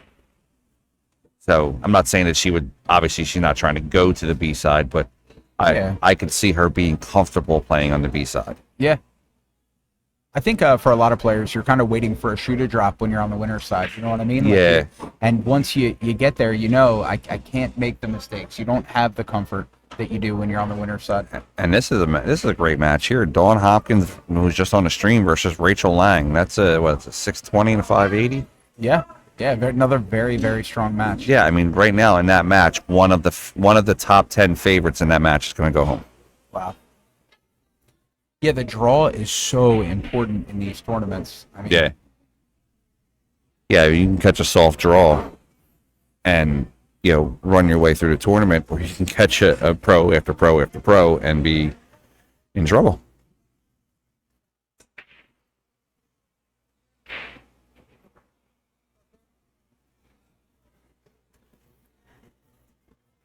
While Karen's taking a chance here to take a look at her rack and study her shots, take our time here to plug one of our sponsors here. The Player's Choice Table Repair by Lou Gagliano. Lou's been doing tables in this area and up and down the East Coast for over 35 years. If you need a table done, fixed, anything, Lou is your guy. Unfortunate that's scratch by Karen. characteristic of her. Lou can be reached at 215-380-5750 or at ljg9ball@gmail.com. Lou actually does my personal table, and when I told Lou what table I had, so I said, Lou, I got an older Brunswick. I told him we were missing a couple bolts or screws. He just asked me what side of the table it was, and if it was inside or outside. He knew the model number of the bolt. Yeah. Which I thought was just like, wow. Like, that's a man who knows his craft. Lou, if you're watching, I might be calling you. It's almost time to recover my gold crown. So He can definitely do it. He guess I does all got the a guy. tables here at Bluegrass. Hopefully that ad paid off. It's awesome. He just did the first 6 here last week, the other 4 in that row. Nice. Yeah. Nice. What cloth are they using here now? Simonis 860. Nice. Classic. And Yeah. the green. I was talking about that earlier. I love to see the green. You don't see it a whole lot. Yeah, a lot of places he's starting to see the blue. Yeah, and now the shark gray. Now the Yeah, match shark room has gray made a match room. change. Yeah. Not sure if I'm a fan of the shark gray, but I'll let it go. Yeah, I don't know how true this is, but I was talking to someone that works for Diamond, and they told me a big reason Matchroom made that switch is when there was a problem at the factory. That's all they had. Yeah, yeah, and it just kind of stuck, and they had to stick with it. So I don't know, take it for what it's worth, but it did come from a somewhat credible source.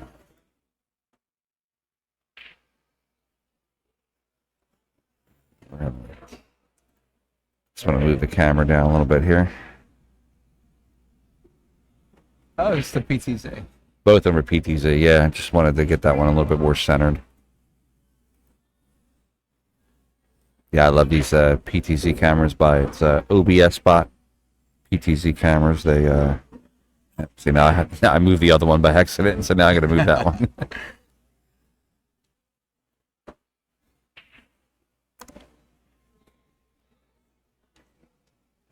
And I think I'm moving the wrong camera. God damn it! So I think, if I recall correctly, these Dynasphere balls, Kevin Steer sells these after the Yes, event. he does. Right? Yeah, So they're if tournament anyone's used interested, balls. with so much light use on it, why not get a steal of a deal? If you need a Absolutely. new set of balls. I mean, they look like they play incredible. They look awesome. I love it. So the set that's on the table right now is actually my set. That's the Dynasphere Platinums. Looks like Kay is about to get out, make it 4-2. Nice. Yeah. 4-2. Yeah. So now we can fix this camera. Sorry about that, folks. Got the We are getting very close. We're more than halfway to the jersey giveaway mark. If we get 43 more viewers, 43. Yep. We were Yeah. at 63 at one point. 60. We need 40 more of you to Let's join. go, Invite 40 everyone more. you can. Then you can Like, subscribe, share. comment your name on in there, and we'll give a. Or we're gonna have George Custom join us back here. I'm actually gonna. So you guys got to eat your lunch dinner. I'm gonna go eat mine. So I'm gonna let you and George run through here a little bit, Sounds good. and I'll be back for the next matchup, which is gonna be Bean Hung versus Brianna Miller. Oh, what a great match! All three of us are gonna be doing that one. Awesome. Scores 4-2. Kia is also going to exercise her break, her restroom break, real quick. So we'll be right back, folks. Cool. In about 30 seconds with some action. Please don't go anywhere. Let's see if we can get to that 100. Awesome. Would you like your seat back, sir? Yes. You'd probably be more comfortable here, right? Better view on the screen. I'm going to give you this seat. It's a better seat. George, both of your mics are ready to go. They're both hot. Brad, just turn yours on prior to using. Yep. Yeah. I just figured to.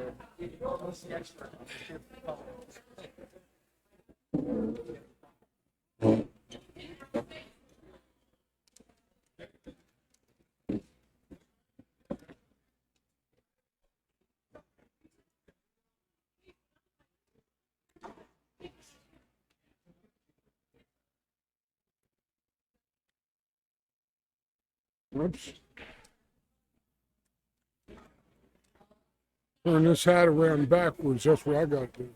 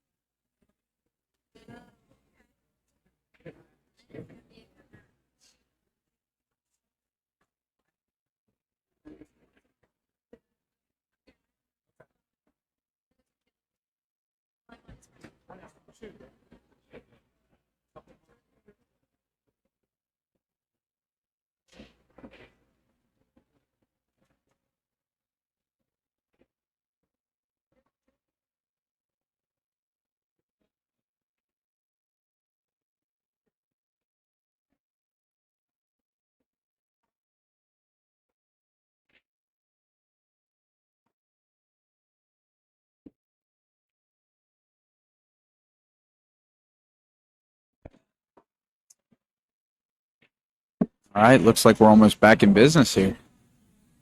Why, yes. That was a save by Kia to win those last two racks, get her right back in it. I think she's got a lot of the momentum now. So curious to see where the rest of this match goes. Kia is, she dances all dances. She plays everywhere all the time.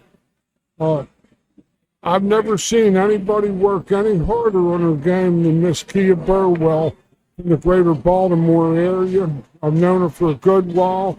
She's also a certified instructor Awesome. and through the industry.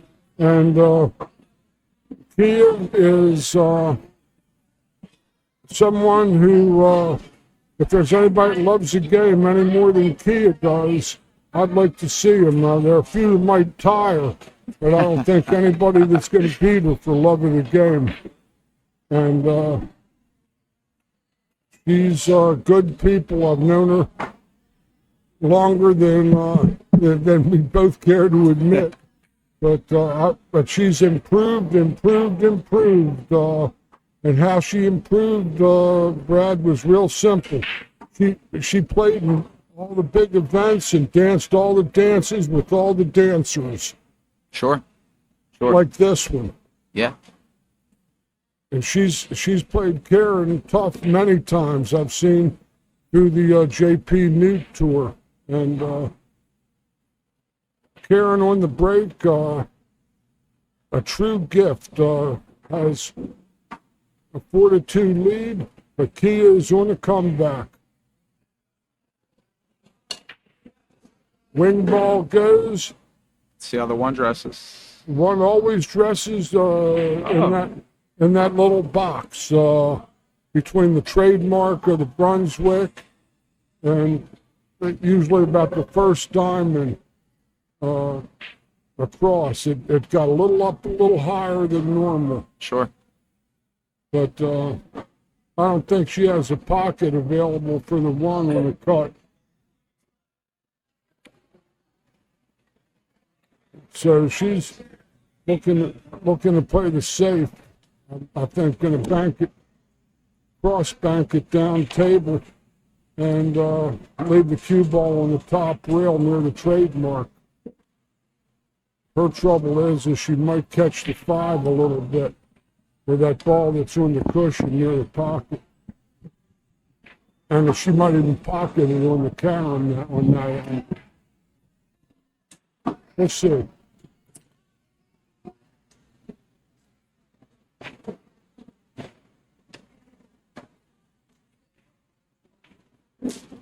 Or she'll cross bank it to play safe. Let's see. Left Well, key and you- opening. Yeah, well, you think she was going for the combination? What was, I mean, it didn't play by it. I'm not quite sure. I don't know. She was going to try to overcut it slightly and use that. I guess that's a 5 ball is Yeah, to covered. play it, yeah. But she might it goes inside. Going to have to, Some confusion down table there, a little bit of a cluster. Yeah, that's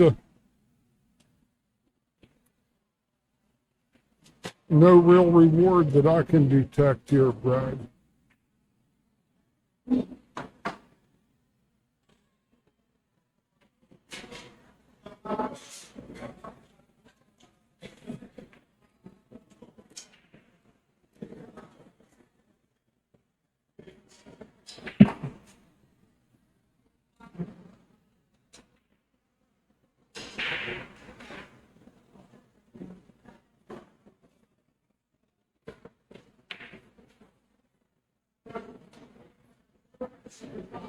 It's just as well she probably missed it. Because, like I said, there was very little reward for Kia in that particular situation.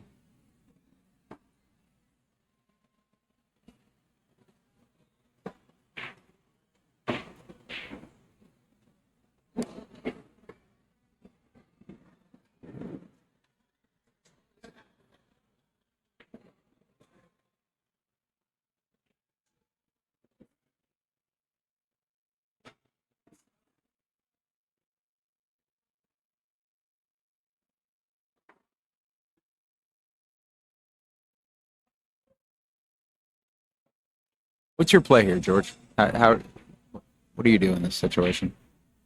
I I either slice the ball into the first diamond behind the 4-6 and break them up, and go back, or whatever ball that is, 6, Short, 7, yeah. and then go up table. Let's see what Karen hopes to do.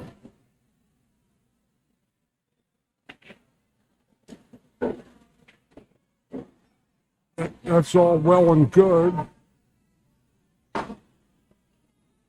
Yeah, I know what you mean. You think it's a little bit short-sighted, right? I mean, for the long-term future of the rack here, I mean, it's still going to be something to contend with now. I'm sure she's got to be thinking safe at this point. I mean,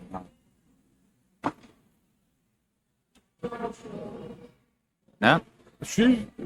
Her angle up, and she can draw back and get all the way back on the bottom, on the top rail. She might have a chance to get into those balls. So someone asked where this Just lost tournament. her toy. Misplaced her mineral. Someone asked where this pool hall is located and where the event's taking place. This is at Bluegrass Billiards, located at 9490 Bluegrass Road in Philadelphia. Awesome pool hall, gigantic pool hall. We were talking earlier, a little larger than the size of a football field as far as the play area is concerned. Multiple bars, phenomenal pool hall. If you're ever in the area, or if you want to make a trip out to one of Frank's events, it's definitely worth the trip. There's players from 4 different countries here, from states all over the United States. Plus, it's real close to U.S. Route 1, and real convenient to 95, and that didn't make much sense.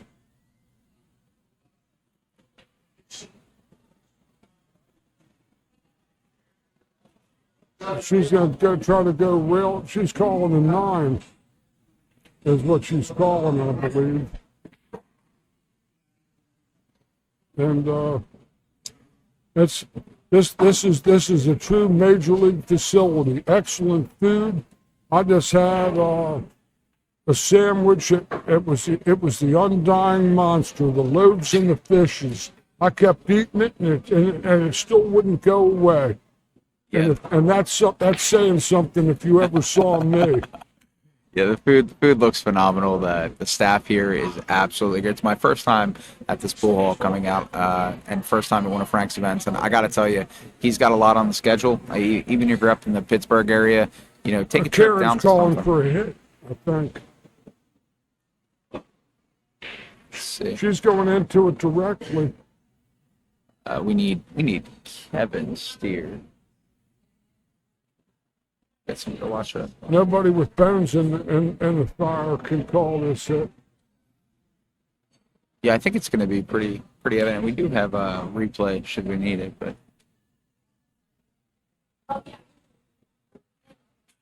But I tell all aspiring players and students of mine that whenever you have a doubtful hit, you always call for a referee or a neutral third party. That way you never have a misunderstanding. absolutely. And remembering that all questionable calls always go to the shooter.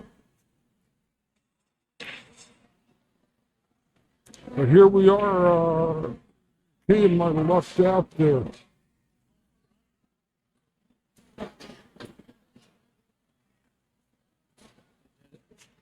She needs a roll to get back into this match. This is a huge game in a race to 6.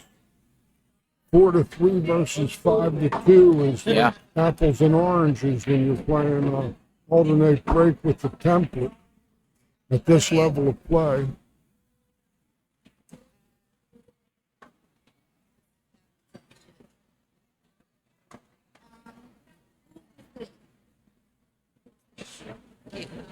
And see, Karen's three-way path to this is obscured by the fact that the 9 ball is there.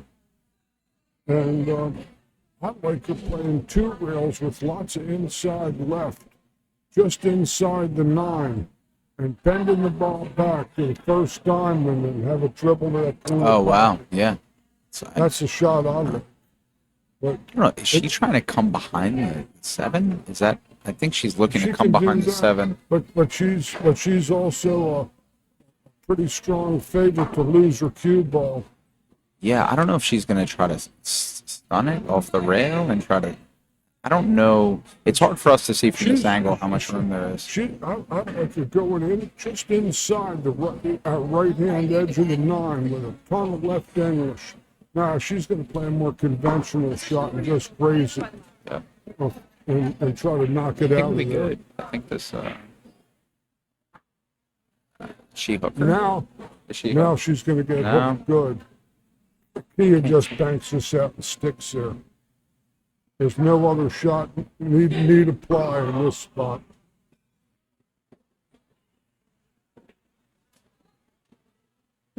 Kia doesn't have any cut. She's Yeah, she must. She must be in front of the pocket. pocket. No, that's a nice hit. I mean, not the Maybe most she. fortuitous Hopefully lead. she's got a shot on this ball. The 7.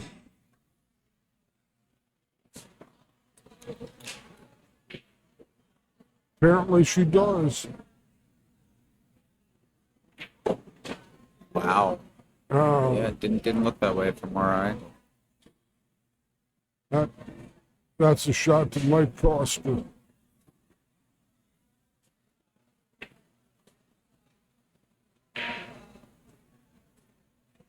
Here it's the cut to the, not the back cut. She might be back cutting this ball. Good shot. Take your time now, Kia. She's hurrying up there. And that's something that she has to be mindful of. Up. Get up and reset. That's made the right move there.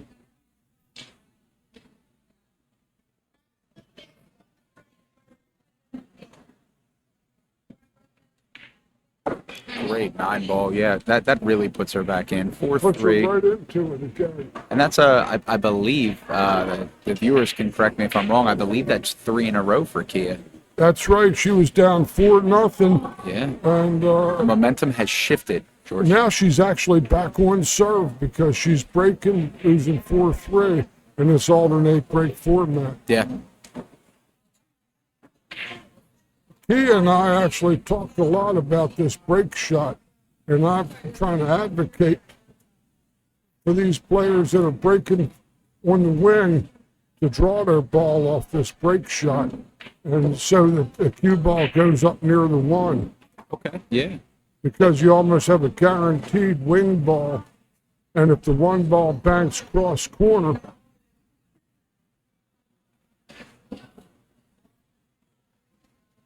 the second ball in that line, whatever ball that is only going to go a short distance.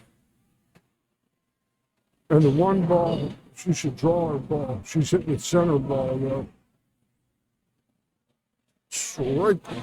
She's glad she didn't hit. Nerves, maybe. No, she dropped her elbow. She's laughing. She dropped that elbow so bad. I don't know. I'd be queuing on the cloth. I would.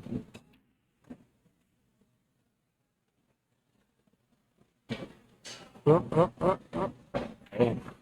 Wow.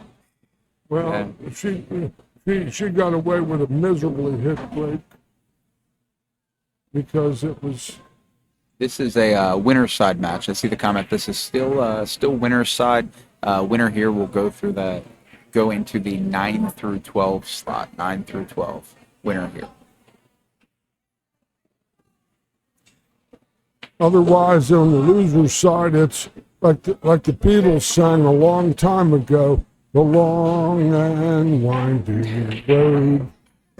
Yeah, it's definitely a tougher path from the other side. So Or it's the Bataan Death March, because you got a lot of evil players on that one loss side that aware of, like Linda Shea is over there, among others. Yeah, there's some strong players over there.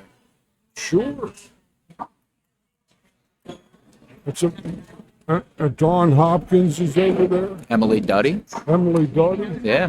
I mean, you have no cakewalk from the other side, from the B side. It's gonna be an uphill battle either way at this point in the tournament. This is a very, very deep field. The 65 ladies had chalked up the D battle today here at Bluegrass Billiards, and just having a ball. A roll out here. Grandkids gonna take them all when they get out.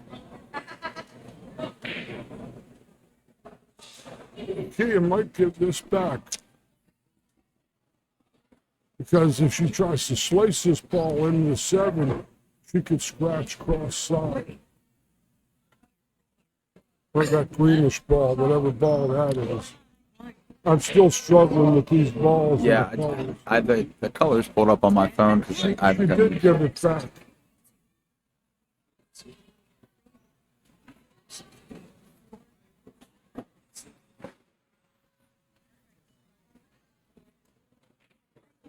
Karen's got to have something up her sleeve. I don't know if she's thinking about kicking it down to the bottom. There's got to be a safe that she has in mind here. The kick on that angle on the one might send her into that 2 ball and not have anything reach a cushion. Absolutely, yeah. You got to aim for that window between the 2 and it's the blue ball. Is the 7 ball the light blue ball? I can't quite see what Karen sees from this spot. You know? Sure.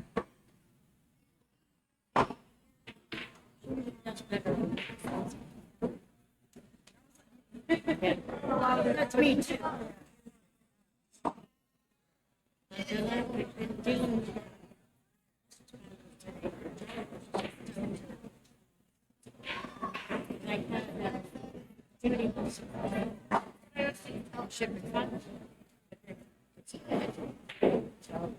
That's what she's looking at. The danger with this is that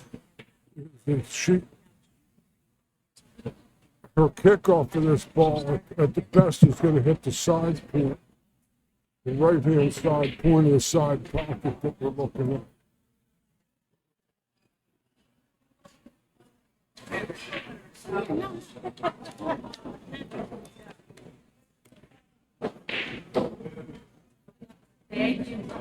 That's a big shot in this match, incidentally, folks. 4-3, and nothing is even remotely decided yet in a short race to 6. Anybody's ball game from here.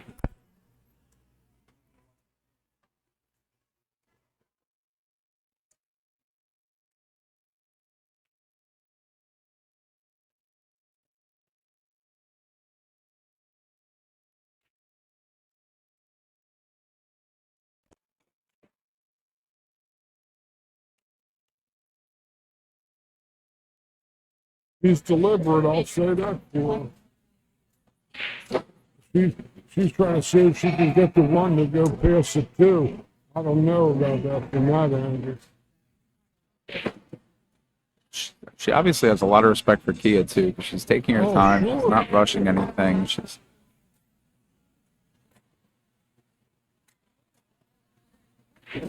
not going to get a rail. Like I said, And yeah, you caught the 2 just like you called it. Yeah.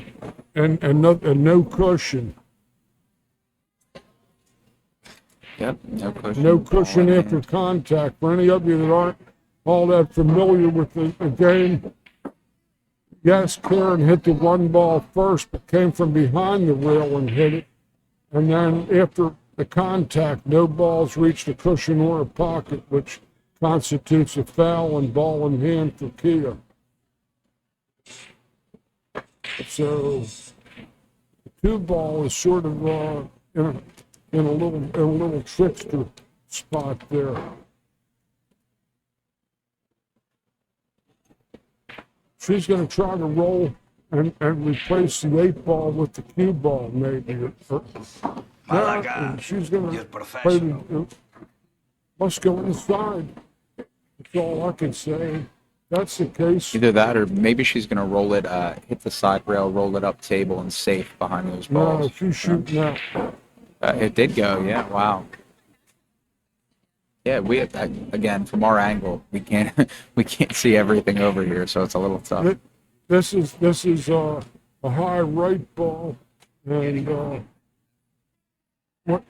which one's the 4 ball? What color?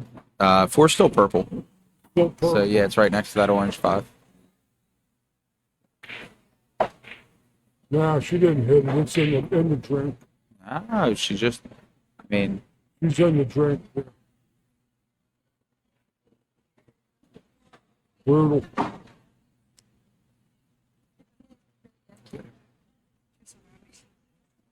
Doesn't have any even kick at this ball, other than the bottom rail or the top rail.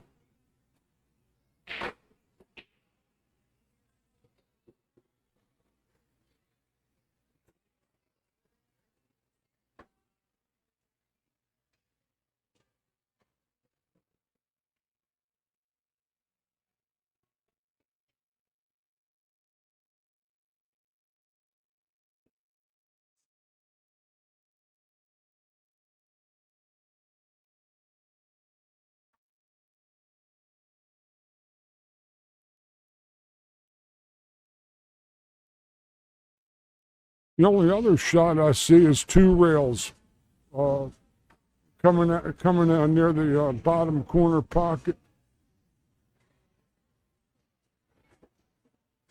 She tried to bend it back with inside English, and she's not going to like this. That's a tough one to go there.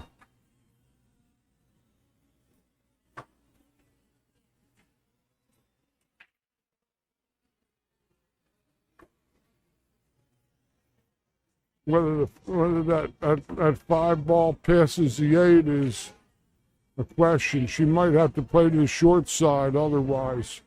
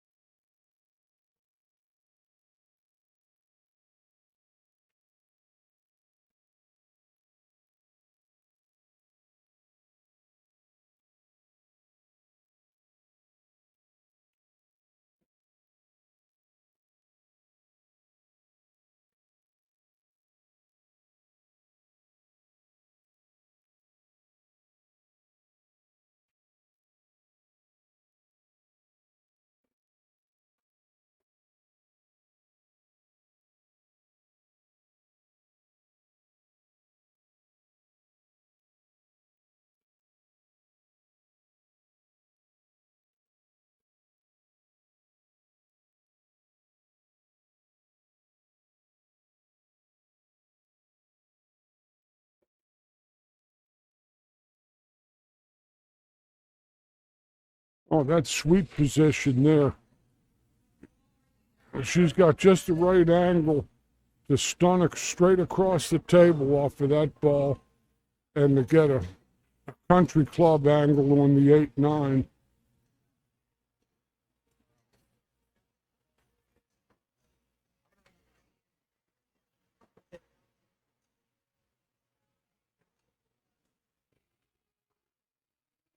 all right, I'm back.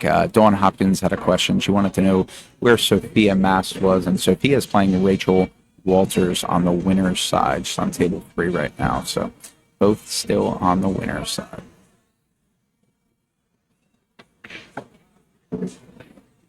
Ideal.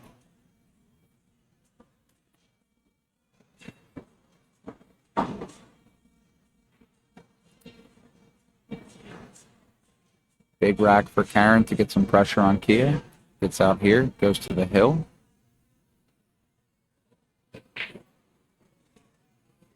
Middle of the table.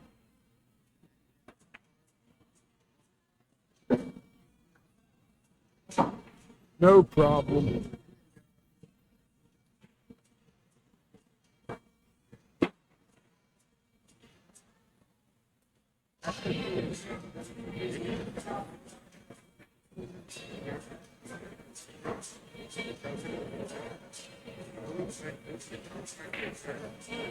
All right, Karen's on the hill.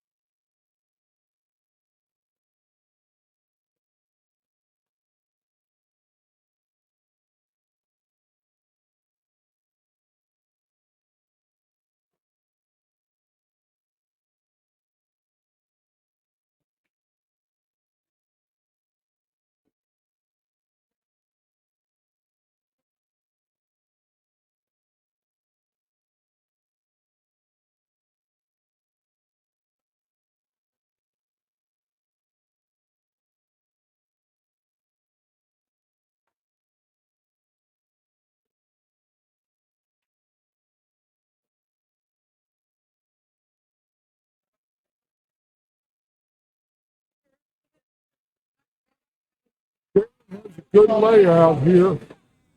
It's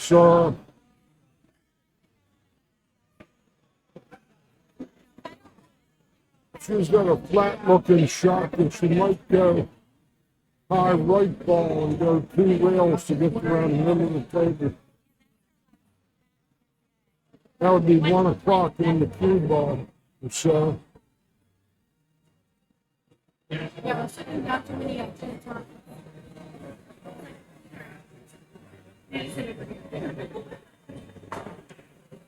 might be a little more angle on this than I think. Let's see what she does.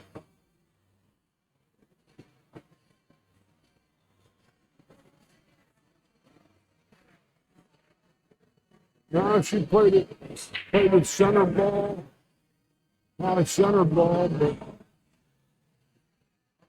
there's lots of pool to be played from there. Her shot on the 3 ball on the cut can carry her into that 4. Maybe. Or come off the rail and come behind it is what she might do. I don't know.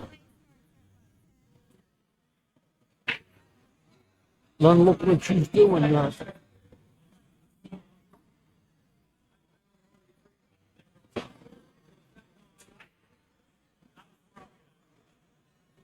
Now she might be doing that.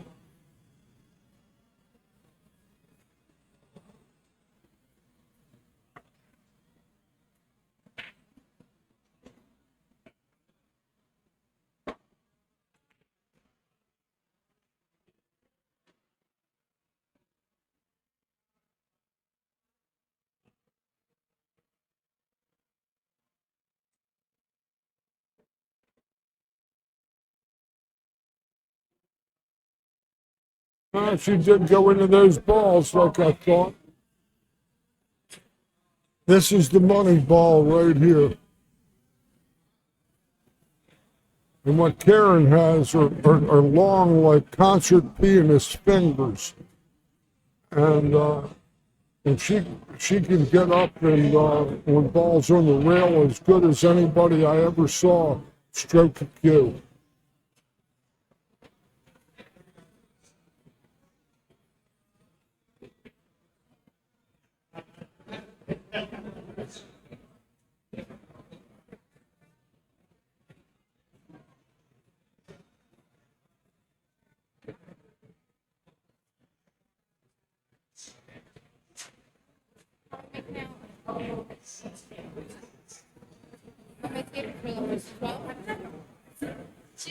One of the very, very best. Phenomenal shot.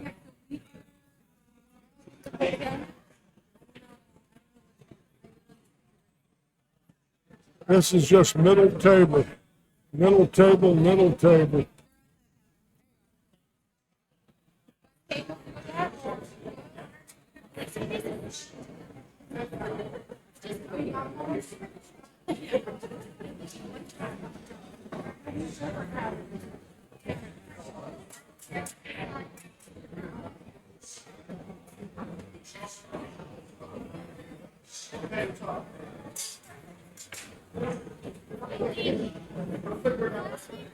Kind of overcut that ball a little bit. She's might have to accept a little more of an angle than she might have liked.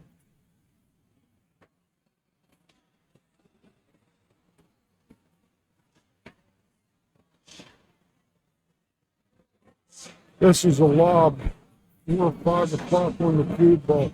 Just turning it at the hole. Middle table. That's where she is.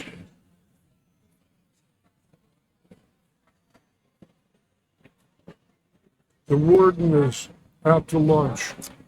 So someone said the audio is a bit distorted. Is that on both mics? Is that George? Is that me? Is it everything that you're getting? Just let us know if you can, so we can make sure we get that fixed for you guys. I've been distorted my whole life. It might be me.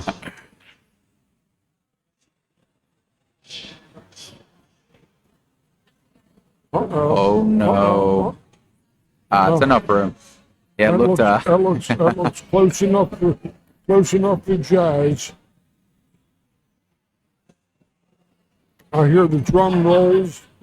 You know, we're standing on the platform of the guillotine, and I hear the drums rolling.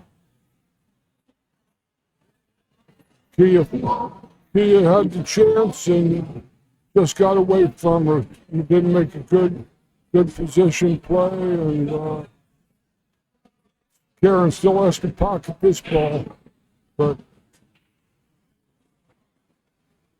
these are always a little tricky when they're close together. Absolutely.